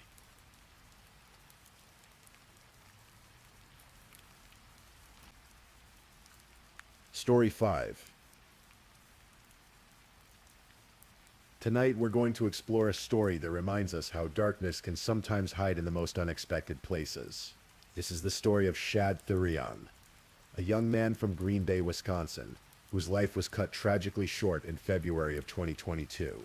As always, we approach these stories with respect for those involved, remembering that behind every case are real people, real families, and real lives forever changed. So take a deep breath, let your mind focus gently on the narrative, and allow yourself to drift as we unfold this story together. Green Bay, Wisconsin. A city known for its football legacy, its place along the Fox River, and its close-knit communities. In this city, on September 7th, 1997, a boy named Shad Thurian was born to Tara Pakanich and Michael Thurian. Shad grew up in the Howard Suamico area, attending local schools where he was known as a kind and compassionate young man. Those who knew him best would tell you that Shad had a way of thinking about others before himself. He was the type of person who would lend a hand without being asked, who would listen when someone needed to talk. As a young man, Shad developed several passions. He loved the outdoors, finding peace in camping trips under Wisconsin's starlit skies. He enjoyed games, spending time with family and friends, creating memories that would later bring both comfort and pain to those who loved him. But perhaps his greatest talent was in his hands. Shad was an artist, particularly skilled in woodworking and wood carving. He could take a simple piece of wood and transform it into something beautiful, something meaningful. After completing his education at Bayport High School, Shad began working alongside his father Michael and his grandfather at their family business. It was honest work, the kind that connects generations, passing down not just skills but values, traditions and bonds that money cannot buy. Shad had siblings who adored him. His sisters Ava and Sylvia, and his brother Bo, all shared in the quiet love of a family that seemed, from the outside, perfectly ordinary. His grandparents, Becky and Steve Fisher, David Pakanich, and Elaine Willicat, doted on him as grandparents do, proud of the man he was becoming. By 2022, Shad was 24 years old. He was still living with his mother, Tara, and her boyfriend, Steve Hendricks, in a modest home on Stony Brook Lane in Green Bay. Like many young adults, he was navigating the complexities of life, working, spending time with friends, and simply existing in the everyday rhythm that we all take for granted. But Shad's life had intersected with someone else's, someone whose own story was marked by trauma, mental illness, and a dangerous relationship with drugs. That person was Taylor Shad Business. Taylor Denise Coronado was born on November 23rd, 1997, just 2 months after Shad. Her childhood began like many others, but it would be marked by loss and instability that would shape her in profound ways. When Taylor was just 11 years old, her mother Marla died. The cause was cirrhosis of the liver, the result of years of alcohol abuse. For a young girl entering adolescence, losing her mother was devastating. The world she knew suddenly shifted, leaving her feeling unmoored and alone. After her mother's death, Taylor moved to Cotulla, Texas, to live with her paternal grandparents.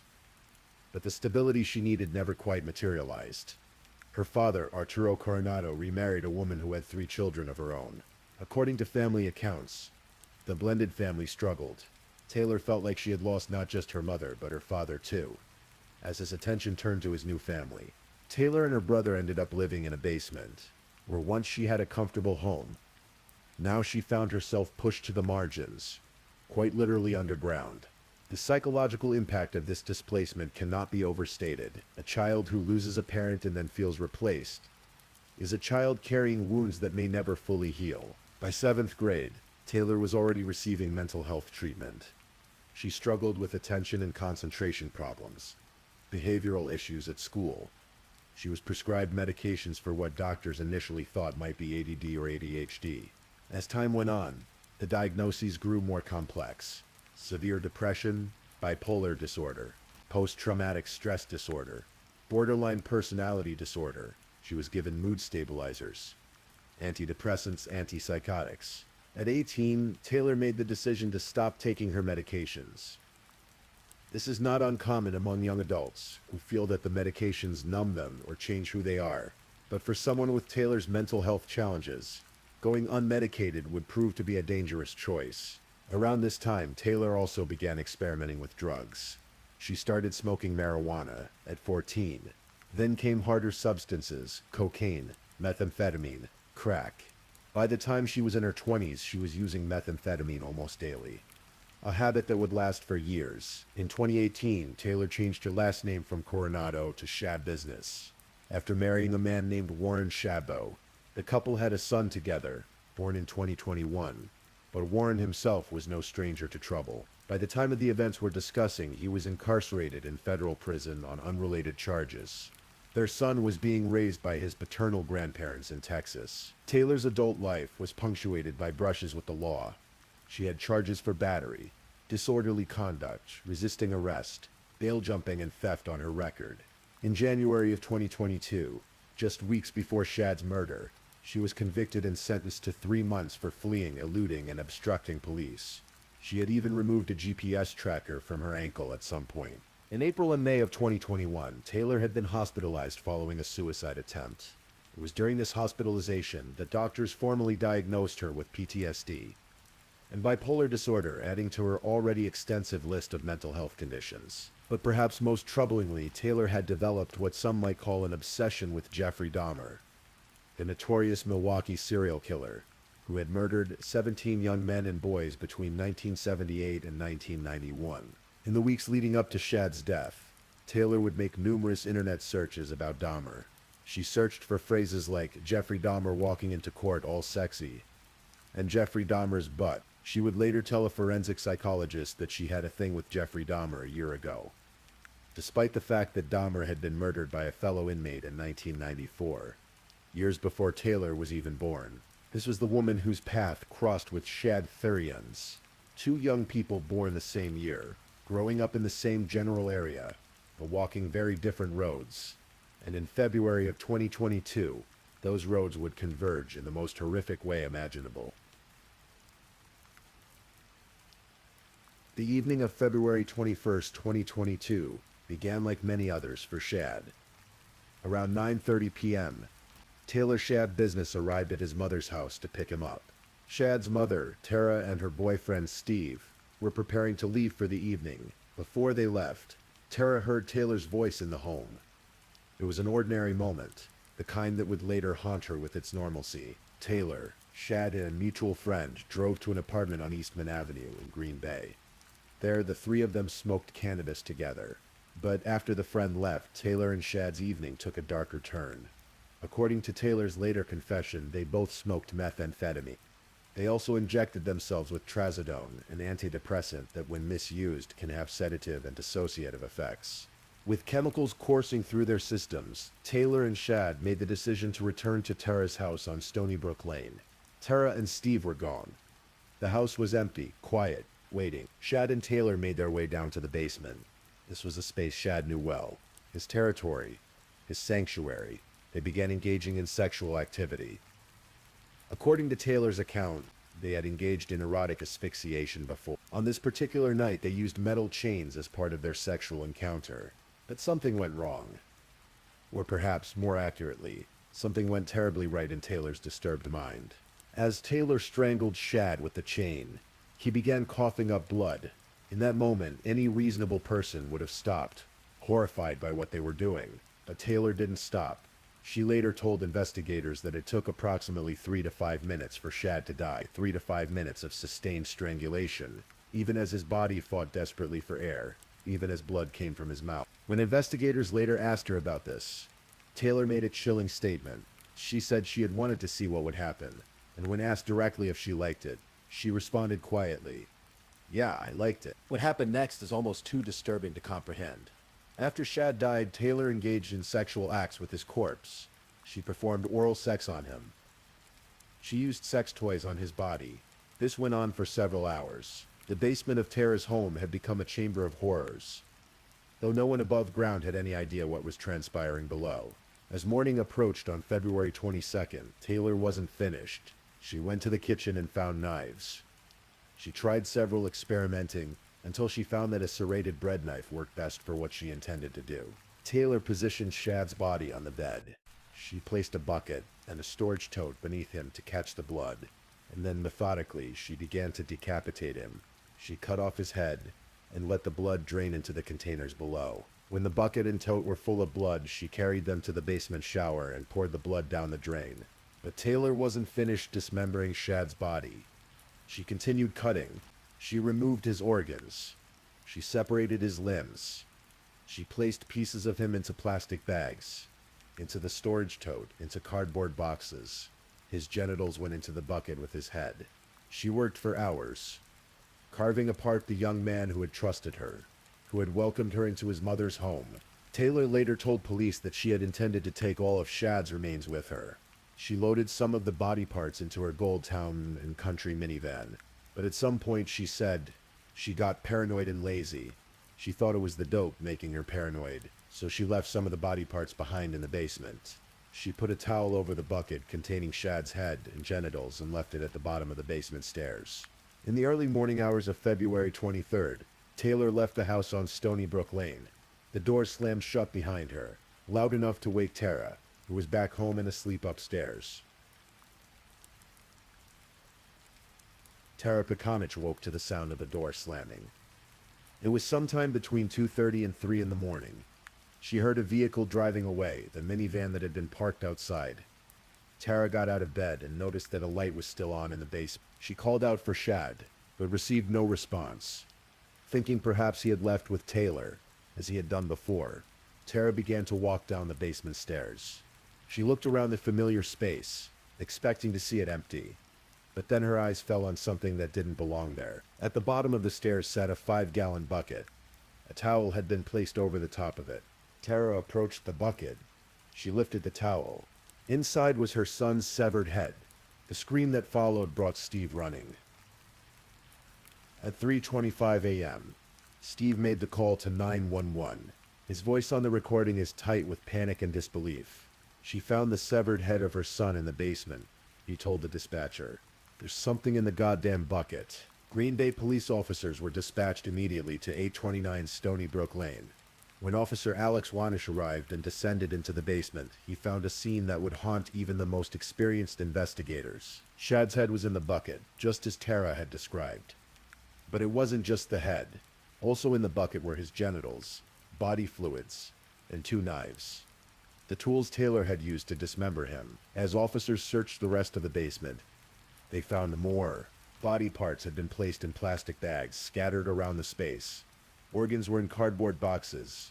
Blood had soaked into the mattress on Shad's bed. The scene was one of absolute carnage, made all the more disturbing by the methodical way it had been arranged. One of the responding officers, a young rookie, would later be deeply traumatized by what he witnessed that morning.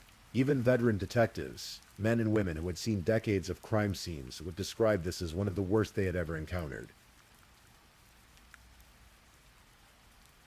While investigators were processing the nightmare in the basement of Stony Brook Lane, they were also working to locate Taylor Shaw Business. It didn't take long. Later that same day, on February 23rd, police found Taylor at an apartment complex on Eastman Avenue, the same complex where she and Shad had smoked methamphetamine the night before. She was leaving an apartment building when she spotted investigators. She stopped in her tracks. An officer asked her if she knew why they were there. Taylor responded calmly, "Because of my warrant for my arrest." She was referring to an outstanding warrant. Seemingly unaware, or perhaps pretending to be unaware, that police had connected her to something far more serious. Detectives immediately noticed that Taylor's clothing was covered in dried blood. Her gray sweatshirt had blood on the front. Her sweatpants had blood on them. Her hands were smeared with what appeared to be blood, and she had a cut on her left thumb. There were scratches on her arms, which she would later claim were self-inflicted. Taylor was taken to the Green Bay Police Department for questioning. Before the interview began, investigators read her Miranda rights. She indicated that she understood them and agreed to speak with detectives. The interview that followed would provide investigators with a confession so disturbing, so detailed, and so lacking in remorse that even seasoned detectives would struggle to maintain their composure. Detective Kevin Kempf and Detective David Graff led the questioning. They asked Taylor what had happened at the house on Stony Brook Lane, and Taylor, speaking in a matter-of-fact tone that seemed disconnected from the horror of her words, told them everything. She described strangling Shad with the chain. She described how he had coughed up blood, but she kept going, kept choking him. "I wanted to see what happens," she said. When asked if she liked it, she responded affirmatively. She described the hours she spent with Shad's corpse, engaging in sexual acts. She described finding the knives in the kitchen, testing them, determining that the bread knife with its serrated blade worked best. She described cutting off Shad's head, removing his organs, dismembering his body piece by piece. At one point during the interview, Taylor made a comment that would chill everyone who heard it. She asked the detectives, in a lower tone of voice, "Do you know what it's like to love something so much that you kill it?" When asked about the bucket, Taylor explained that she had intended to take all of Shad's body parts with her, but had gotten lazy. She forgot the bucket at the bottom of the stairs. It was an oversight, a detail left unfinished, like forgetting to take out the trash. Taylor also told investigators that she had placed other body parts in her minivan, intending to dispose of them later. Officers searched the vehicle and found Shad's legs in a crock-pot box behind the driver's seat. Throughout the interview, Taylor's affect was flat, detached. She showed little emotion. No tears, no obvious remorse. She spoke about dismembering a human being the way someone might describe rearranging furniture as a task that required effort, but held no emotional weight. On March 1st, 2022, Taylor Shea Business was formally charged with first-degree intentional homicide, mutilation of a corpse, and third-degree sexual assault. Her bond was set at $2 million cash. The case against Taylor Shea Business was straightforward in terms of evidence. She had confessed. Her DNA was at the scene. Shad's blood was on her clothing. Body parts were in her vehicle. But the legal proceedings that followed would be anything but simple. Almost immediately, questions arose about Taylor's mental competency. Was she mentally fit to stand trial? Did she understand the charges against her? Could she assist in her own defense?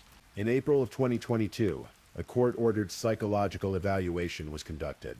The evaluator, Dr. Colleen Collins, determined that Taylor was competent to proceed with trial, but Taylor's defense attorney, Quinn Jolly, was not satisfied with this finding. He pointed to Taylor's extensive mental health history. The diagnoses of bipolar disorder, PTSD, severe depression, ADHD, borderline personality disorder. He noted that she had been hospitalized multiple times for psychiatric issues, including a suicide attempt. He requested a second evaluation. Judge Thomas Walsh, who was presiding over the case, granted the request. A second psychological evaluation would be conducted. The results of this second evaluation, reviewed in May, also found Taylor competent to stand trial. But the competency issue would come up again and again throughout the pretrial proceedings. Each time, Judge Walsh would rule that Taylor was competent to proceed. On September 1st, 2022, Attorney Jolly entered a plea of not guilty by reason of insanity on Taylor's behalf. This plea meant that Taylor was not disputing that she had killed and dismembered Shad Therion. Instead, she was arguing that she had been legally insane at the time, unable to appreciate the wrongfulness of her actions or conform her behavior to the requirements of the law. Throughout the pretrial period, Taylor remained in custody at the Brown County Jail, held on that $2 million bond. And then in February of 2023, something happened that would shock everyone following the case, and demonstrate just how volatile Taylor's shop business could be. On February 14th, 2023, Valentine's Day, ironically, Taylor appeared in court for a hearing. Her attorney, Quinn Jolly, had filed a motion requesting that the trial date be pushed back. He wanted more time for experts to evaluate Taylor's competency and her mental state at the time of the crime. Judge Walsh indicated that he was inclined to grant the request. He suggested moving the trial date from March to May to allow for the additional evaluation. What happened next was captured on courtroom cameras and would become one of the most shocking moments in Wisconsin courtroom history. Taylor, sitting next to her attorney, suddenly lunged at Quinn Jolly. She struck him in the head with her elbow. As bailiffs rushed to intervene, she continued to attack him, hitting him multiple times before deputies could wrestle her to the ground and restrain her. The courtroom erupted in chaos. Judge Walsh called for order. Deputies struggled with Taylor, who fought against them even as they attempted to place her in restraints. After she was finally subdued and removed from the courtroom, a deputy could be heard on the recording saying, "You went off on your attorney, Taylor. You went crazy on your attorney." Quinn Jolly, who had been advocating for his client, who had been working to get her the mental health evaluation she needed, had been attacked by the very person he was trying to help. Understandably, Jolly filed a motion to be removed from the case. Judge Walsh granted it. A new attorney, Christopher Froelich, was appointed to represent Taylor, and Judge Walsh, who had witnessed the attack firsthand, was asked to recuse himself from the case since he could now be called as a witness to Taylor's behavior. Walsh declined to recuse himself, a decision that would stand throughout the remainder of the proceedings.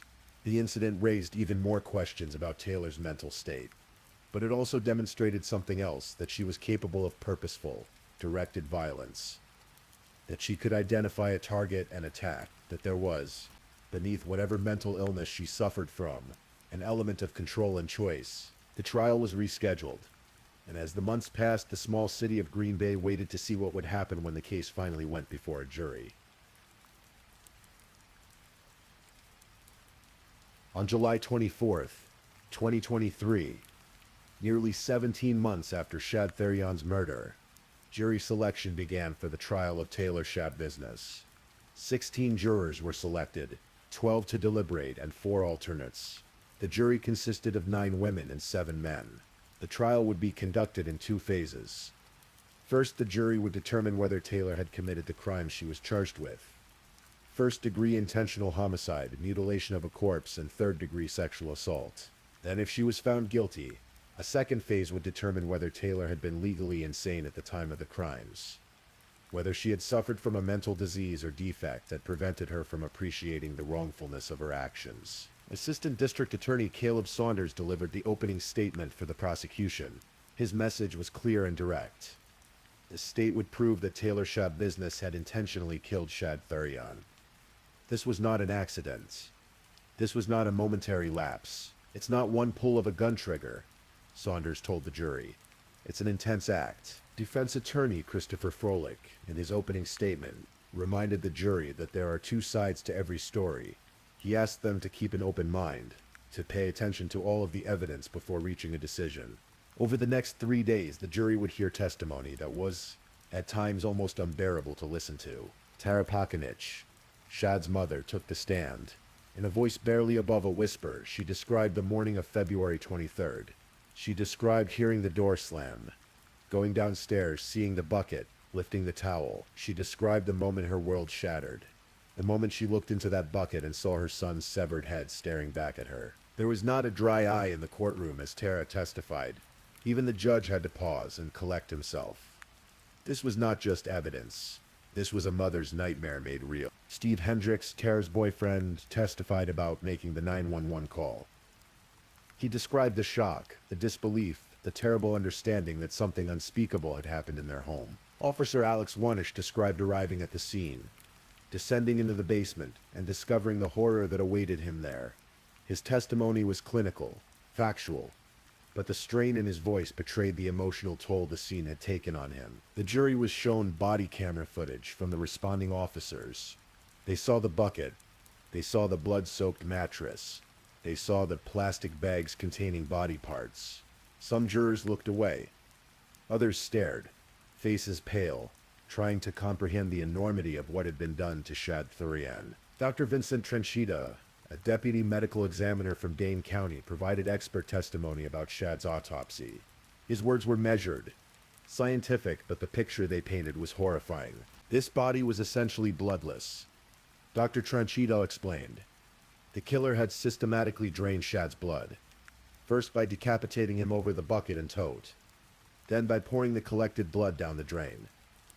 Dr. Trenchita described how the body had been bisected, cut in half, how the back had been flayed and defleshed, with skin and muscles removed to expose the ribcage and spine, how organs had been extracted, how limbs had been separated.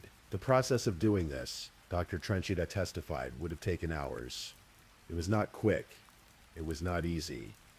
It was deliberate, methodical butchery. Dr. Trenchita also testified about the toxicology results. Shad had cocaine, methamphetamine, marijuana in his system at the time of his death. But these drugs, the medical examiner explained, were not the cause of death. The cause of death was strangulation. The manner of death was homicide.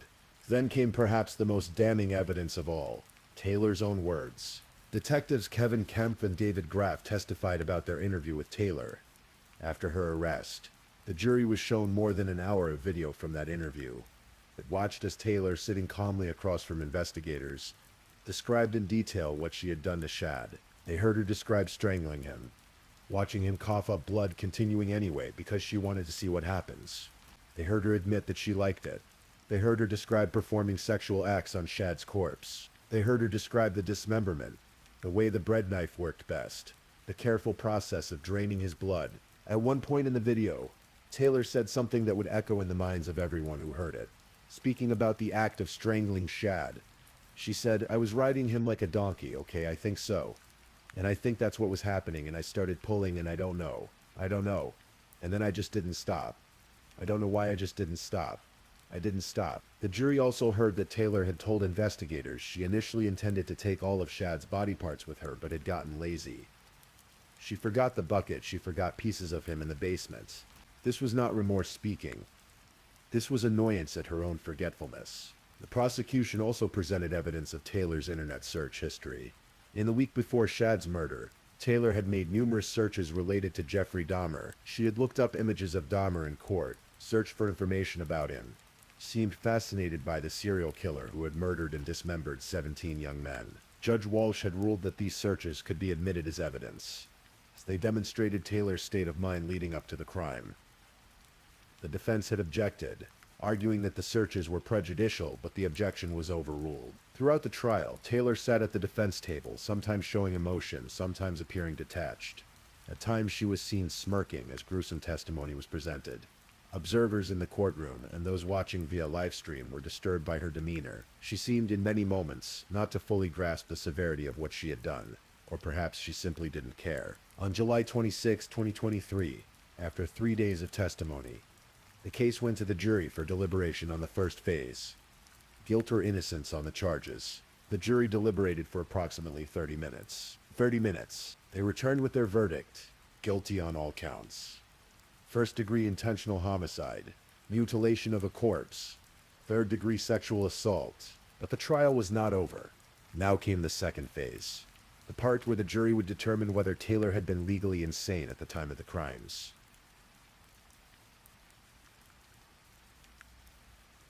The second phase of the trial focused on a single question. At the time Taylor Shab Business killed and dismembered Shad Thurian, did she suffer from a mental disease or defect that prevented her from appreciating the wrongfulness of her actions, or conforming her conduct to the requirements of the law? This was the heart of Taylor's defense. Her attorney, Christopher Froelich, argued that Taylor suffered from severe bipolar disorder, that she had been in a psychotic state at the time of the murder, that the combination of her untreated mental illness and the massive amounts of methamphetamine she had consumed had rendered her unable to control her actions or understand that what she was doing was wrong. The defense called several witnesses to support this theory. Taylor's father, Arturo Coronado, testified on his daughter's behalf. It was a strange moment. Coronado himself was in custody, appearing in court, wearing an orange jail jumpsuit and shackles, as he was serving time for a child rape conviction. But despite his own serious crimes, he spoke about his concern for his daughter. Coronado testified that Taylor had experienced hallucinations, that he had sought help for her multiple times because she wasn't in her right mind. He said he had always been worried about her mental health, going back to when she was young. The defense also called Dr. Diane Litton, a forensic psychologist, as an expert witness. Dr. Litton had evaluated Taylor and reviewed her medical records extensively. She testified that in her professional opinion, Taylor suffered from undiagnosed bipolar disorder, and that at the time of Shad's murder, Taylor had been in a psychotic state. Based on my experience and training, that's a psychotic person right there, Dr. Litton told the jury. She described Taylor's behavior as really weird, bizarre, and off the scale. She testified that in her 32 years of experience, she had seen many psychotic, bipolar, manic patients, but few like Taylor. Dr. Litton argued that Taylor's long history of mental health problems going back to 7th grade demonstrated a pattern of mental illness that predated her drug use. Yes, drugs had exacerbated her condition, but the underlying disorder was there regardless. The defense also called Dr. James O'Donnell, a pharmacist, to testify about the effects of methamphetamine on someone with Taylor's mental health conditions. Dr. O'Donnell explained that Taylor had told him she had taken what she described as 51 hits of methamphetamine in the hours before the murder. "I've never heard of that much methamphetamine use," Dr. O'Donnell testified. He explained that methamphetamine exacerbates bipolar disorder, affecting brain chemistry, cognition, thinking, control of behavior, risk-taking, and memory. In his opinion, the massive amount of meth Taylor had consumed, combined with her untreated mental illness, had likely triggered a drug-induced psychosis. The defense argued that while Taylor's actions were horrific, they were the product of a severely mentally ill woman in the grip of psychosis, not the deliberate choices of someone who understood right from wrong. But the prosecution had a very different narrative to present. The state called its own expert witnesses, including Dr. Matthew Seipel, a court-appointed psychologist. Dr. Seipel testified that he had concerns about Taylor's bipolar diagnosis. He noted that for someone to be properly diagnosed with bipolar disorder, the symptoms cannot occur exclusively during substance intoxication. In other words, if the symptoms only appear when someone is high on drugs, it's not bipolar disorder, it's drug-induced. Dr. Seipel also noted that there were no reliable records showing Taylor had been in psychiatric treatment in February of 2022, right before the murder. There was no corroboration of her claims about her mental state at that time. Most importantly, Dr. Seipel and other prosecution experts pointed to Taylor's behavior after the murder as evidence that she knew what she had done was wrong. She had attempted to clean up the crime scene, at least partially. She had tried to take body parts with her to dispose of them elsewhere. She had hidden Shad's head under a towel in the bucket. These were not the actions of someone who didn't understand the wrongfulness of her conduct. These were the actions of someone trying to avoid getting caught. The prosecution argued that Taylor's confession, given just hours after the murder, was coherent and detailed. She remembered what she had done. She could explain her actions. She could walk investigators through the sequence of events. This was not the rambling, disjointed testimony of someone in the grip of psychosis. This was someone who knew exactly what she had done. Detective David Graff testified that in his interview with Taylor, she had initially said the killing was not intentional. But as the interview continued, her story changed. She admitted that once she started strangling Shad, she found that she enjoyed it. So she kept going. Initially, some of her comments were that it hadn't been intended, Detective Graff told the jury. But once she started to strangle Shad, she found that she did enjoy it, and so she kept on strangling him. That admission, the prosecution argued, demonstrated clear intent. Taylor made a choice to continue strangling Shad, even after she saw him coughing up blood. She made a choice to watch him die because she enjoyed it. The jury also heard that when officers arrested Taylor, she had asked if they knew about her outstanding warrants. She hadn't said, "I don't know what happened," or "I blacked out," or "I can't remember."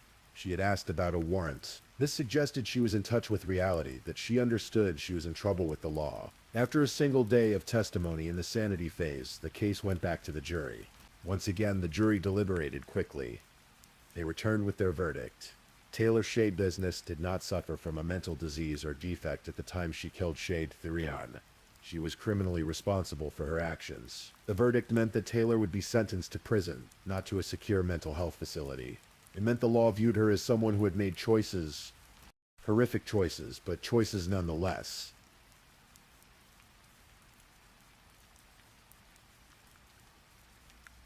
On September 26, 2023, Taylor Schabusiness appeared in Brown County Circuit Court for sentencing. She wore a spit guard, a mesh covering over her face. The Brown County Sheriff's Office explained that Taylor had been spitting on people in the jail, and the guard was necessary to protect those around her in the courtroom. It was a fitting image for who Taylor had become.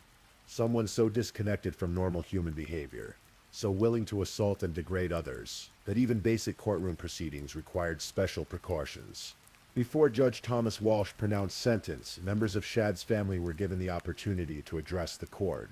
Tara Pakanich, Shad's mother, stood before the court. Her victim impact statement was a testament to a mother's unending grief. She described the pain of losing her son, not just to death, but to such unthinkable violence. She described the horror of discovering his severed head in her own home. She described how that image would never leave her mind, how it haunted her every day. Shad's father, Michael Therion, also spoke. His words conveyed the loss of a son he had worked alongside, a son he had hoped would carry on family traditions. He spoke about the hole in their lives that could never be filled. Then it was time for Judge Walsh to deliver the sentence. For the first-degree intentional homicide conviction, Taylor was sentenced to life in prison without the possibility of parole. Wisconsin does not have the death penalty, so this was the harshest sentence possible under state law. It meant Taylor would die in prison, but Judge Walsh wasn't finished. For the mutilation of a corpse conviction, he added another 2 years consecutive to the life sentence. For the third-degree sexual assault conviction, he added another 3 years consecutive. The message was clear.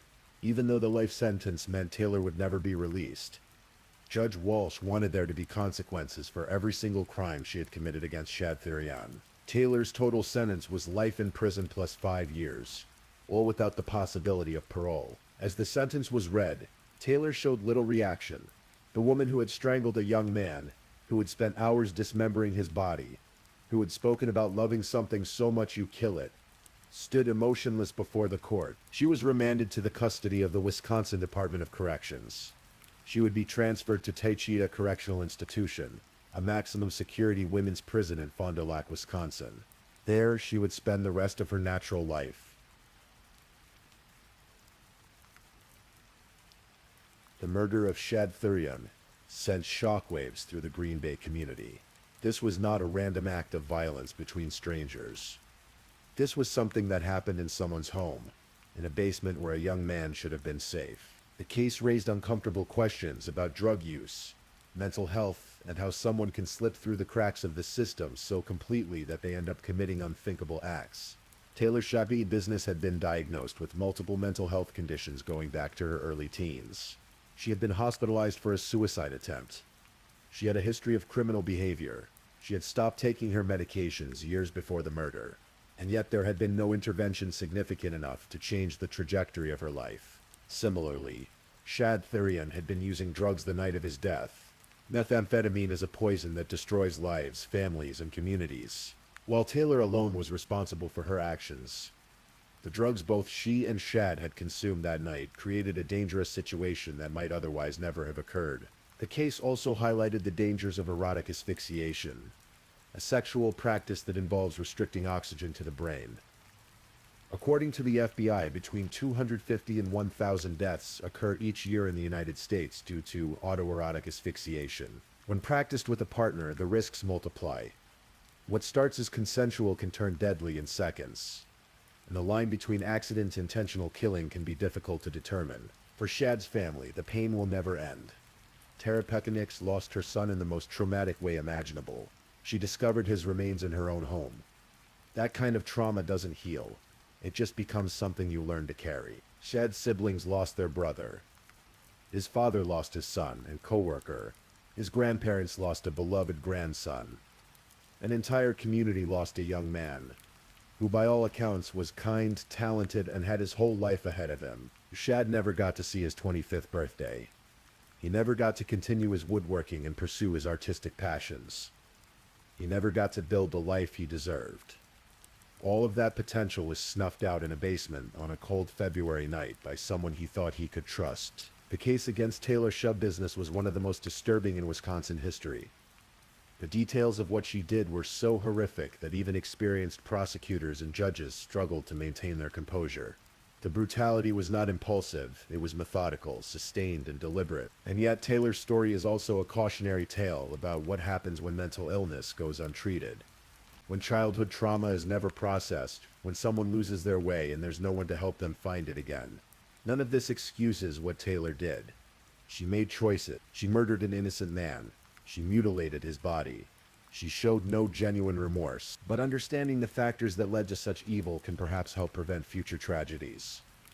It reminds us of the importance of mental health care, of the devastating effects of drug abuse, of the need for intervention when someone's life begins to spiral. For the people of Green Bay, the case has faded somewhat from the daily headlines. But the memory remains. The house on Stony Brook Lane stands as a silent witness to what happened there. The Green Bay Police Department officers who responded to that scene carry those images with them still. The jurors who had to view the evidence and listen to the testimony will never forget what they saw and heard. And somewhere in Tayarrah Correctional Institution, Taylor Shub Business sits in a cell, serving a sentence that will only end with her death. Whether she feels remorse, whether she understands the magnitude of what she took from the world when she killed Shab Burian, we may never know. What we do know is that on February 23rd, 2022, the world lost a young man who deserved so much better than the fate he received.